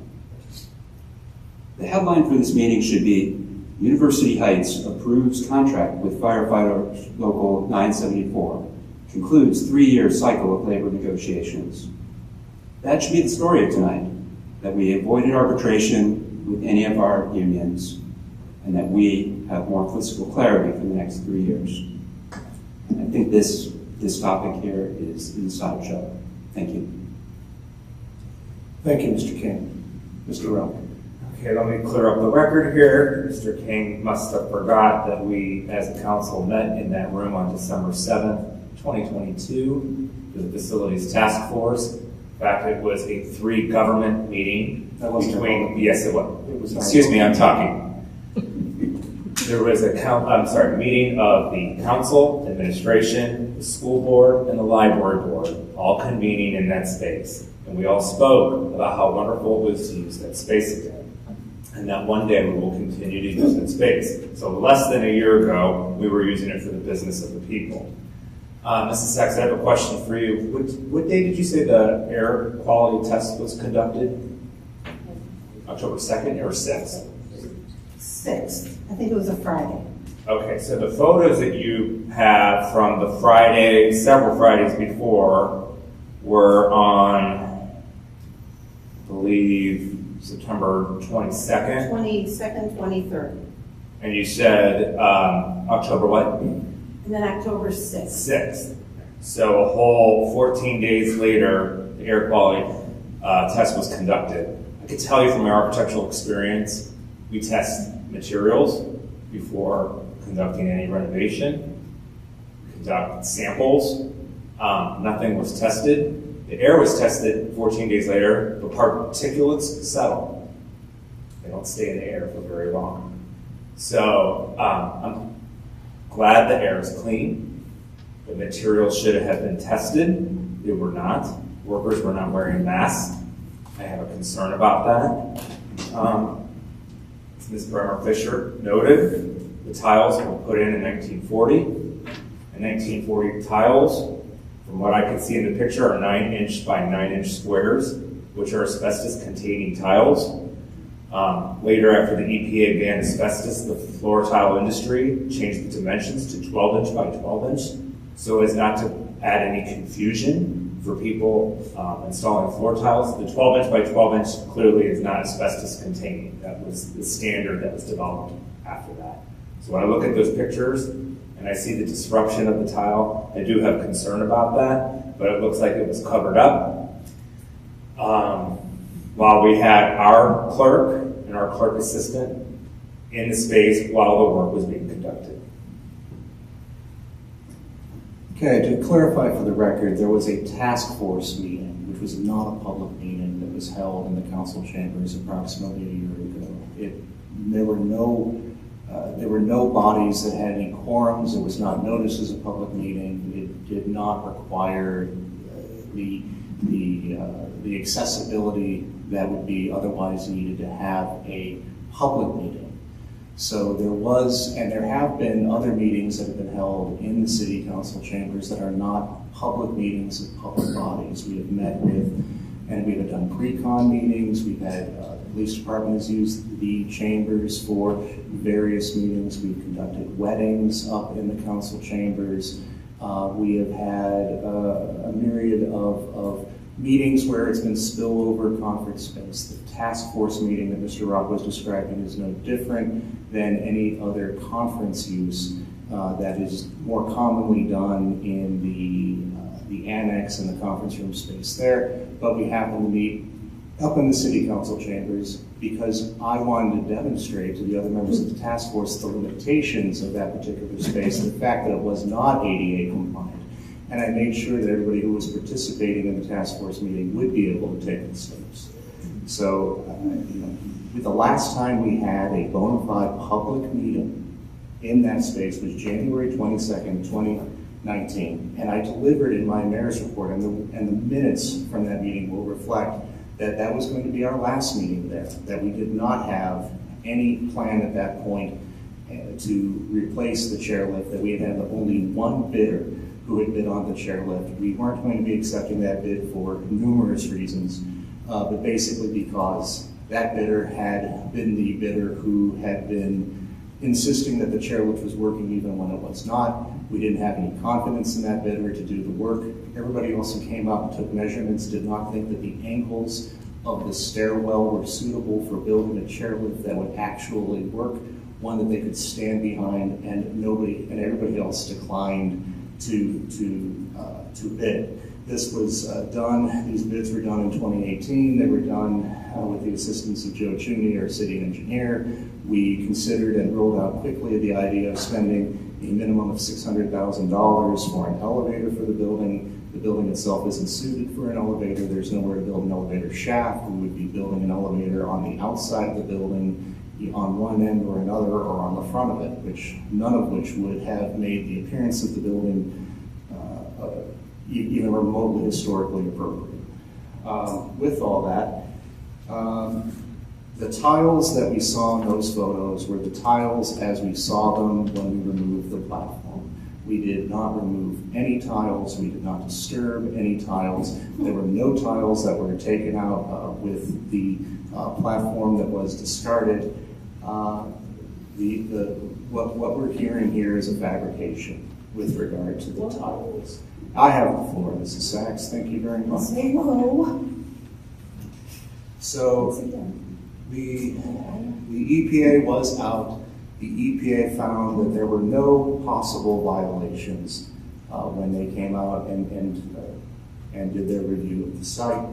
I have made a public records request for their report. I do not have it as of this evening, but in their view, they did not view it as a meritorious claim to be called out on for an air quality check. And that is, well, no, I will add this. Our front desk receptionist, Lanisha Hamilton, started work today, and we needed a place for her to work, which meant that she was going to be working at the front desk where, not my administrative assistant, excuse me, but my executive assistant for special projects had been working. Deanna Bremer Fisher is not and never has been a receptionist of the city. We put her there because we didn't have any other office space for her. I know that it has been desired by myself, by the city council, by the people of this community that we have a live person answering the phone again. We had worked with Laborers 860 to take the phone operator position out of the bargaining unit, put the janitor into the bargaining unit, and then recast the phone operator position as also a receptionist so that we have somebody who greets people at City Hall, who is at the front desk, whose job it is to be a receptionist. That person started today, which meant that we needed to have a space for that person to work today, which means that the person that was working that space needed a place to go today. And in fact, Deanna Bremer Fisher moved upstairs on Friday. We don't even have the actual desk that she will be working at. Right now, she's working at a folding table with a folding chair. And I appreciate her for working up there under those conditions. But the conditions are not unsafe. They're just temporary when it comes to that particular desk and that particular table. All of these things, indeed, are ephemeral and temporary because we really should be building a new city hall. We really should be building new municipal facilities. We've spent the last 2 years going on field trips instead of working with our consultant to actually get new municipal facilities done. We're going to hear in an executive session about how we're doing land acquisition over at Yabi. That's a matter of public record that we're seeking that. We're going to go over some of those things this evening. The land acquisition is a key part to the redo of municipal facilities. It is one of the next steps here. But in the meantime, we have a city to run.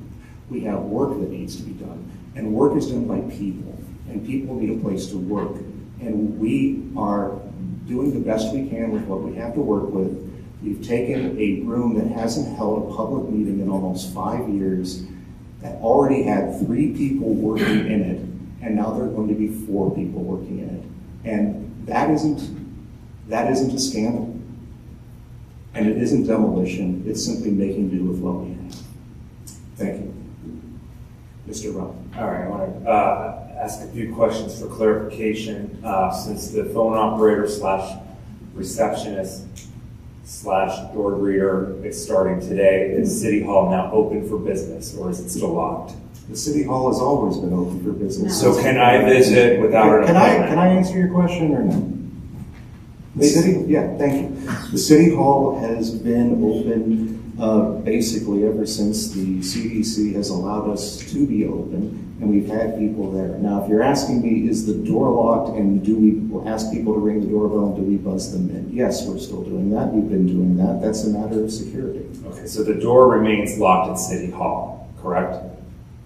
It is locked at City Hall. Okay, thank you. And there is a door. Next question is, Mr. Kennedy, how much do we pay in rent every month for the annex? Or maybe a year? I would have to get back to you on that, Mr. Rick. It's in the thousands though, correct? It's probably $1,200 a month, $1,200 a month. I can check. It's a little more than that, I think, but yeah. I'll check. Okay, and how many open seats are available at the annex?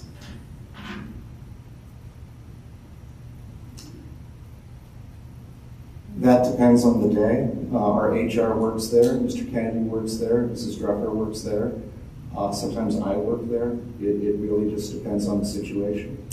I believe there are 3 open spaces there. So I would like to discuss, when we could go through our upcoming budget cycle, whether we continue to pay $1,200 plus whatever it is a month in rent, if we clearly aren't using it, there's only one employee that sits in that space full time. Other employees go there to get away from the toxic workplace at City Hall, I'm sure, but there is only one dedicated workspace in that building.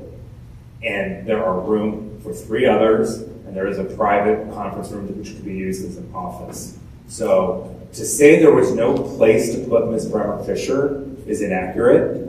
The city owns houses that we have people working in for the building department, for Fire Prevention Bureau, for the detectives. We own other homes. We use them for storage. We have this annex. We have office space. So for you to say there was no place to put your executive assistant is inaccurate. Well, thank you, Mr. Brown. We do use the conference room at the annex. It is our only ADA compliant office and conferencing space in the entire city.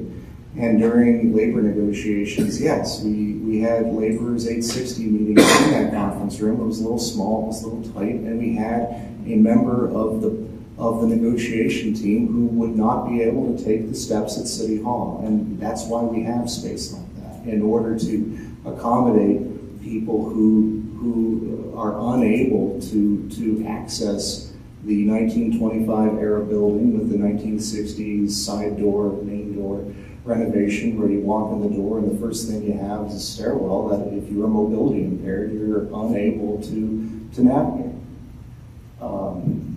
As the chief executive and chief administrative officer of the city, I believe I have the right to assign people to spaces throughout the building. The people that are on my most immediate and direct staff are people I'd rather have within the building. Indeed, I'd rather Ms. Fisher would still be on the same floor as me, but there simply is no other space on the first floor of the building. So we have moved her upstairs. That is the next closest place that Ms. Fisher could go. So that is where she is. If you're mayor, you can assign people to other spaces one day. The finance office used to be in the building where the building department and the housing department are. The finance department could be located someplace else. We haven't decided to do that. I believe it's better to have the finance office within the confines of City Hall. But, I didn't view moving the finance department off the first floor of City Hall as being an alternative I was interested in. So that said, there was no other place on the first floor of City Hall, and that is what motivated having space converted upstairs. Thank you. Mrs. Sanders. Thank you. A quick question for Ms. Bremer Fisher. So you don't greet people at the door that just buzzed in and then they just come in? Is that up until today? I'm sorry. When people come to the door, whoever, is it you that buzzes them in or someone else up until today, before today? Well, it depends if I was sitting there and the buzzer rang, of course, I'd buzz And then people you in. sit there and people come in, right? And then people come in, yes. I mean, when you buzzed me in, you came up around and you stood in front of the stairwell and said, well, what are you doing here? How can I help you?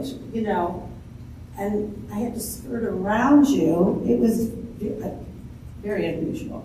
So, anyways, it felt unusual. As if you didn't want me to go upstairs. Is there a question there? That was the question, and you answered it, and I'm just giving you my impression. Thank you. And just for the record, Mayor, yes, the quality of the air was checked weeks after the tile was disrupted and covered up. And it wasn't because you called it, it was because an anonymous person called the County Board of Health. So I want that for the record. Oh, and then I'm just wondering, I have the floor. Yeah, you do. And I'm so glad that at that point at least, things seem to settle down and the quality of the air is fine. But I guess a rhetorical question is, if you can do whatever you want throughout the building, including demolish reconstruct whatever, where does it end? And I just leave that there. Where does it end? And with no notification to anyone. Thank you.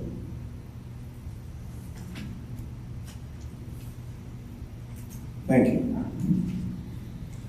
Is there anything else anybody would like to say at this juncture? Mr. King. Thank you, Mayor. I just wanted to quickly respond to Mr. Rock regarding the need for the annex. I look at that, I mean, we are using it today, but I look at that as a strategic space, especially as we look forward to building new facilities for the city. We are definitely going to need that office space when we do move forward with new facilities. When we do go to review the budget for next year, I think that $1,200, continuing to invest that per month would be very prudent to keep that strategic area near the confines of all the other city facilities. And we're at 41 minutes on this topic now. Thanks. It's an Very good, thank you, Mr. King. Mrs. Sachs? I think you'd want to know that was done to the only space in the building for legislative meetings. I've had meetings, I met Mr. Pokorny, maybe not public meetings, but meetings to conduct council business. One Mr. Rock mentioned, and then Mr. Pokorny went up to Mrs. Thomas. I've gone periodically.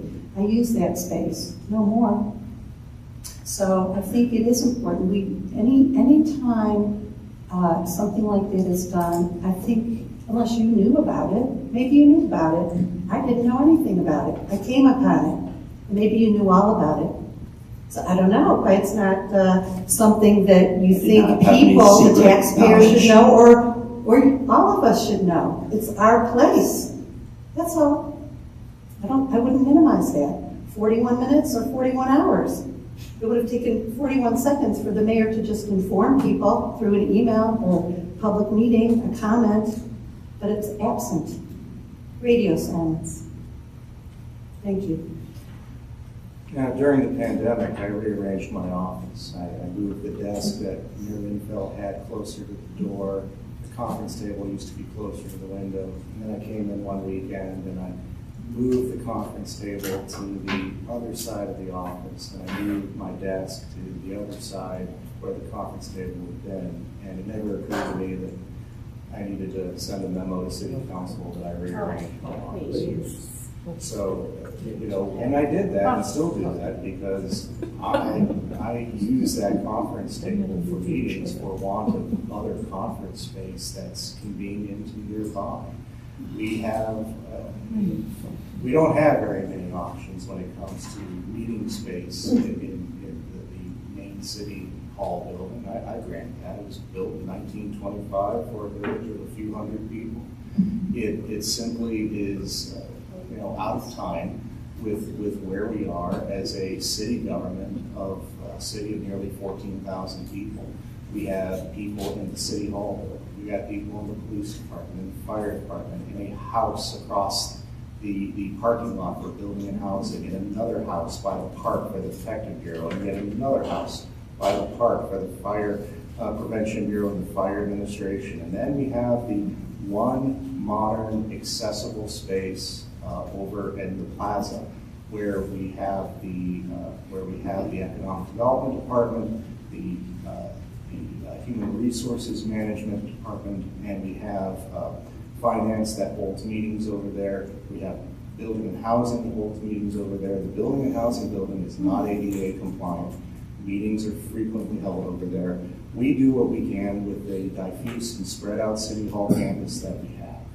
And it just seems, I simply don't know what to say about the fixation that Mrs. Sachs has on a room that she never had a public meeting in, and views it as some kind of affront that we are simply trying to do the best we can with the space that we have. Now, one of the things that Ms. Fisher went over is the historic use of the room and the desire to preserve the room where we have workspaces that have movable walls that are freestanding, that aren't bolted into the wall.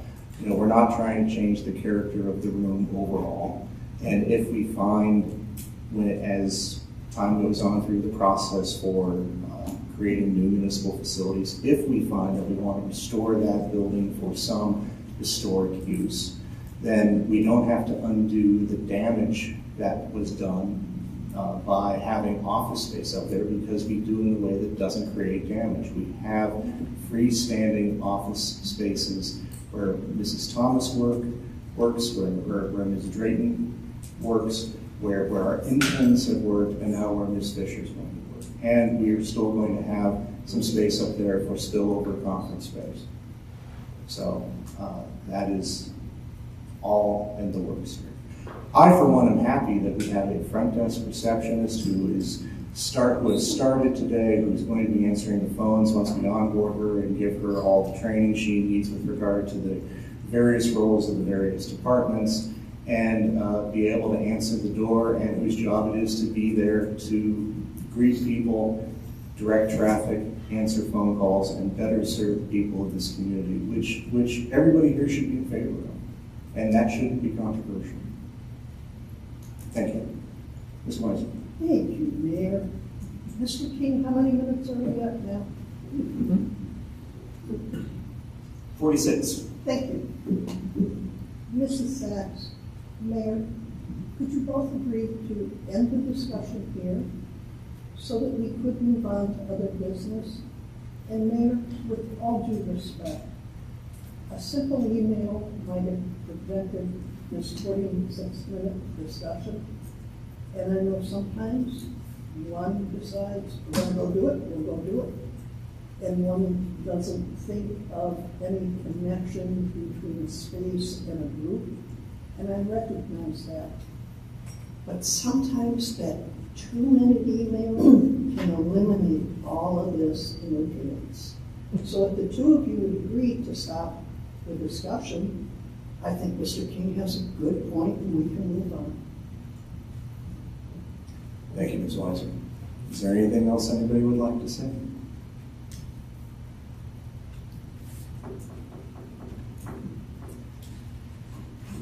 Very good.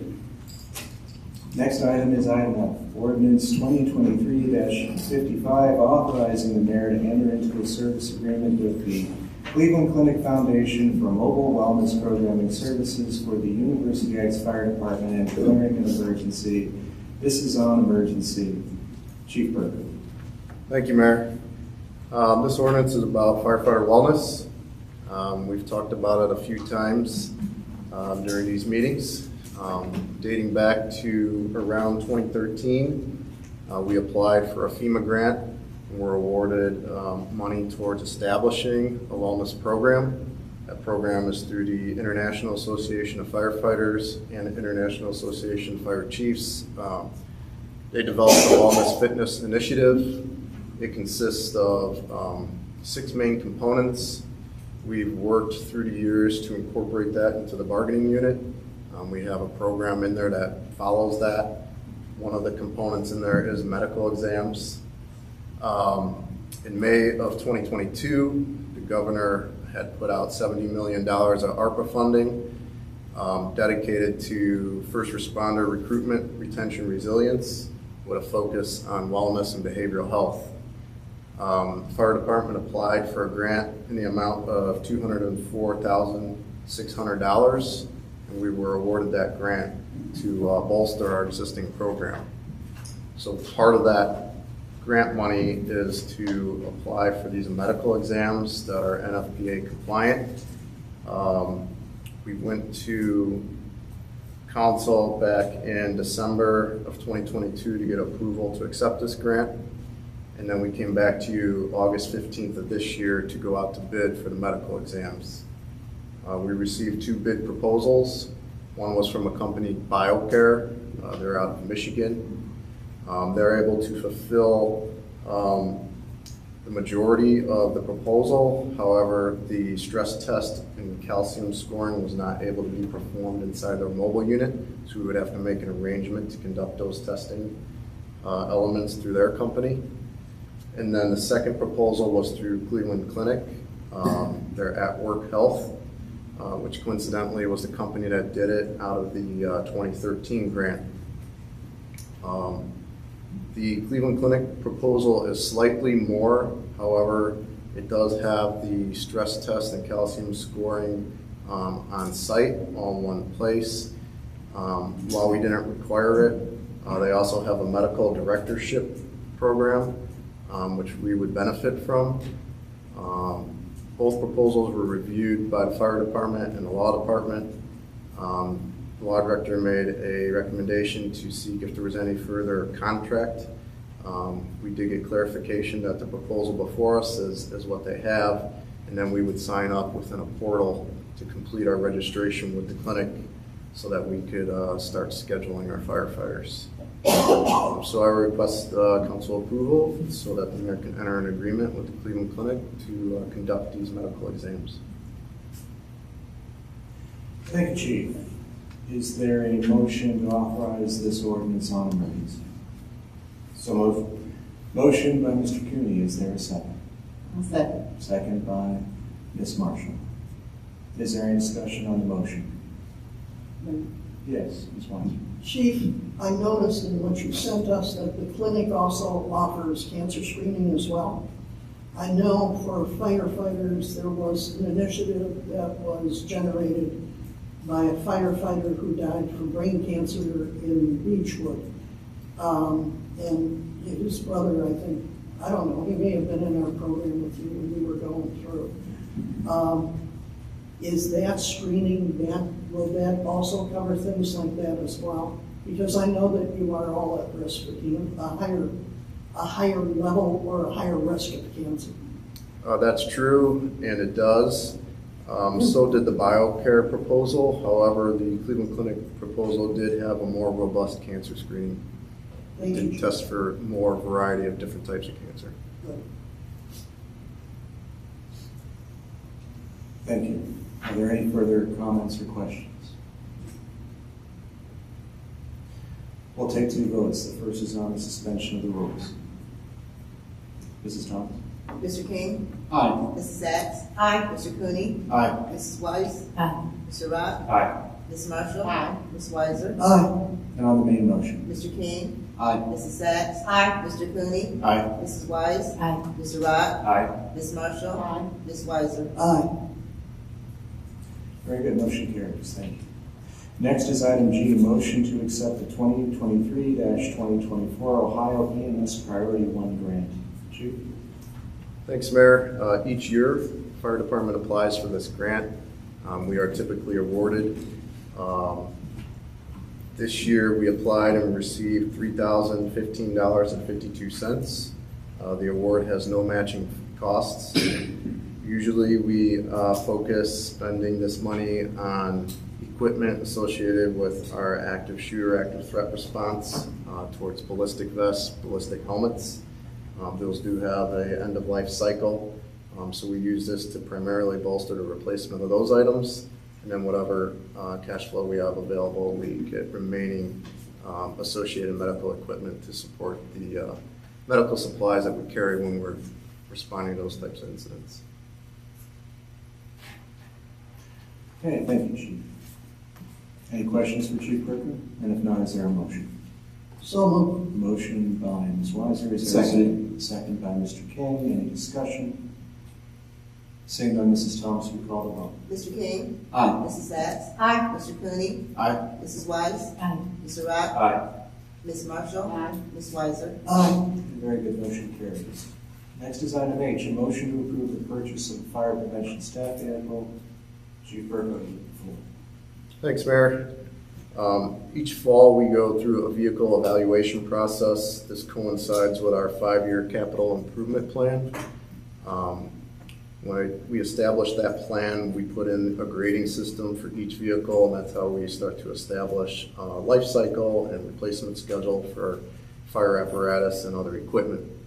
In our existing 5-year schedule, we had called out for the replacement of a staff vehicle, one that is primarily used for fire prevention. This vehicle has been plagued with a number of maintenance issues. We've been trying to put just the minimal amount of money into it to make it safe to drive on the road. Our service department has looked at it annually and advised to not take it out of the city. So we've been using it kind of in a limited basis. This vehicle is a 2007 Jeep Cherokee with about 107,000 miles on it.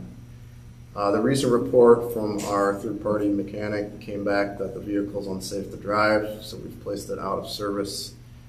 They've provided a list in the packet here of some of the items that they can see it needs to be drivable, which is just on the surface. They did say that, you know, once they got into it, there could be some more items. We just feel that putting that kind of money into a vehicle that is literally rotting away would not be the best use of tax dollars. So we do not plan to put this vehicle back in service or put any money into repairs. It's also unable to pass the e-check. This year we were budgeted $80,000 in capital equipment purchases. Out of that money, we've spent $33,600 on mobile radios that were approved earlier this year, leaving a balance of $46,400 in that account. We had planned to use those funds for a cardiac monitor and some structural firefighting turnout gear this year. After further discussion about the end of the year equipment needs and future budget plans, we were talking about the purchase of the new ambulance and other associated equipment that will need. We did plan on rolling needed equipment into the cost of the ambulance. Things like a stretcher and the mounting system that the stretcher goes into, since that gets the hardware bolted directly into the ambulance. We prefer to have the manufacturer do things like that. So we were looking at taking the cost of the cardiac monitor that we plan to purchase this year and rolling that into the cost of the ambulance. We can afford to wait on the delivery of that cardiac monitor until we receive a new ambulance. And then also on the structural firefighting gear, due to all the supply chain issues last year, we were able to get a heavily discounted rate on the turnout gear at the end of the year. So we were able to buy some of additional sets that we would have needed to buy this year, freeing up money this year. So in other words, we found a mechanism where we would not need to spend money from the capital fund on a cardiac monitor or turnout gear, freeing up this $46,400. The vehicle that we would look to purchase would be consistent with what is in our fleet currently, other surrounding departments. It's another Ford Explorer. It would be a 2023 through the State Ohio bid program out of Montrose Ford. That vehicle is $43,295.68. We would have it outfitted from a company that we've used for many years, Hall Public Safety. They would outfit it at the cost of $7,193.16. This would be for lights, sirens, installation of mobile communication radios and other equipment. And then a decal package from Auto Trim out of Cleveland for $690 just to identify it, put some reflective striping on it, for a total cost of $51,178.84. So that leftover capital funding would cover all but $4,778 of the purchase. Okay, thank you, Chief Perko. Could you state that number one more time so we all have $51,178.84. Thank you. Any questions for Chief Perko? Mrs. Weiss. Yes, thank you, Chief. Two questions. One is, you are outfitting the truck because you sometimes take it on calls, correct? That's correct. Okay, I just want to make sure you're still doing it. And the other thing is, didn't we ask that the cardiac monitor be portable? That's the reason that we were ordering it. It wasn't for the ambulance, I thought. All the cardiac monitors are portable. But didn't we want one in the firehouse? Wasn't that the goal of it? We wanted to create one that was a reserve. Right. We have two now, one for each ambulance. So they go down that wasn't an AED. So we do have an AED to defibrillate somebody if we needed to in an emergent cardiac arrest. What the AED cannot do that a cardiac monitor can do is do a 12-lead EKG, something you may see like in a doctor's office, so that we can determine if someone's having a heart attack or not. And how much is a standalone cardiac monitor? About $42,000. And the goal would be, I'll tell you where I'm coming from. We have an unexpected ODOT return, right? We're getting a refund. We should, but I have not been able to confirm that yet. But yes. And what's the lead time on ordering The cardiac monitor, I would have to check. it? So you're not sure if it I'm not would sure. take a long time like a vehicle would take? It seems anymore with any of the equipment, it can change by the day. And I would estimate it would be at least a couple of months. And you would, if you couldn't order it this year, you would put it in the budget for next year? The cardiac monitor? Depending on what we did tonight, I would put it as a proposal to package it with the new ambulance. So if you package it with the new ambulance, then we're still left with no standalone unit in the firehouse, correct? Well, we're I guess jumping ahead a little bit, if we went that route with packaging it with the ambulance, I was going to discuss with finance first about doing a blanket PO for the ambulance, and then we would have the ambulance manufacturing company, we would bill everything to them. So to outfit the ambulance, mobile radios, cardiac monitors, stretchers, everything would be billed to the ambulance company, and as we purchase those items, we would spend down that PO so that we're not basically having the ambulance company finance our equipment. Right, but we would still be short a cardiac monitor, which was our goal, to have a standalone unit. I believe if we went that route, we could just purchase the monitor then next year out of that PO. So you're essentially increasing the PO for 2 cardiac monitors? Just the one. You- There was never one included in the cost. There was never one included in the ambulance? Correct. But I don't know, maybe. If I may, the cardiac unit that would be purchased with the ambulance, it's not built into the ambulance and can't be taken out. It's adding one to the other 2 that we already have that may be in the ambulances but can be taken out of the ambulances. Is that right? That's correct. I understand that. But Okay. I understand that, but it's not a standalone, and I know that you've mentioned many, many times that people actually come to the fire department with issues, that sometimes you have to transport them to the hospital, correct? Correct. Yeah, we would just. Is your goal to have a standalone cardiac monitor in the firehouse, not in a vehicle? This idea originally came out of COVID when we put a 3rd squad into service and started using that old squad. We really needed a 3rd monitor then, and there were some light discussions about that, but the money that we had available, we prioritized for the PPE since we didn't have any strategic stockpile on hand. And this was just kind of carryover for that. We did buy AEDs with some of that money, which was sufficient because that's the more urgent and immediate use in the cardiac realm of things. So we wanted to have that unit available on the ladder truck and then as a backup piece for our ambulances. But if someone did walk in today, assuming both ambulances are in quarters, we would just put them into one of the ambulances and start definitive care in there and transport them. How often do you not have both ambulances in quarters? Frequently? Not very often. It's dependent. You know, this ambulance we're replacing is aging, so the last time it was out of service, it was a number of months, I believe, a couple months. So then the first out ambulance is out all day, every day. So in that instance, when that other ambulance was out of service, you know, it was out for a long period of time. But to your point, we strip a lot of equipment out when a vehicle goes out for service, so that monitor was there and available. Thank you. This is. Oh, I'm sorry. Please go ahead. Go on, Mr. I was saying this is kind of a contingency with also a redundant use to put it on the ladder until we have a new ambulance, but it's also part of a replacement program for the monitor itself, because both of ours are reaching their life expectancy age, and they're only 1 year apart.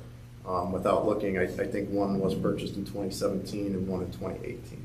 And what's their life expectancy? Roughly 10 years, depends. Thank you. Okay. I guess I'm just confused now, because I remember it a little differently. I thought we did not approve the extra heart monitor, the reserve, correct?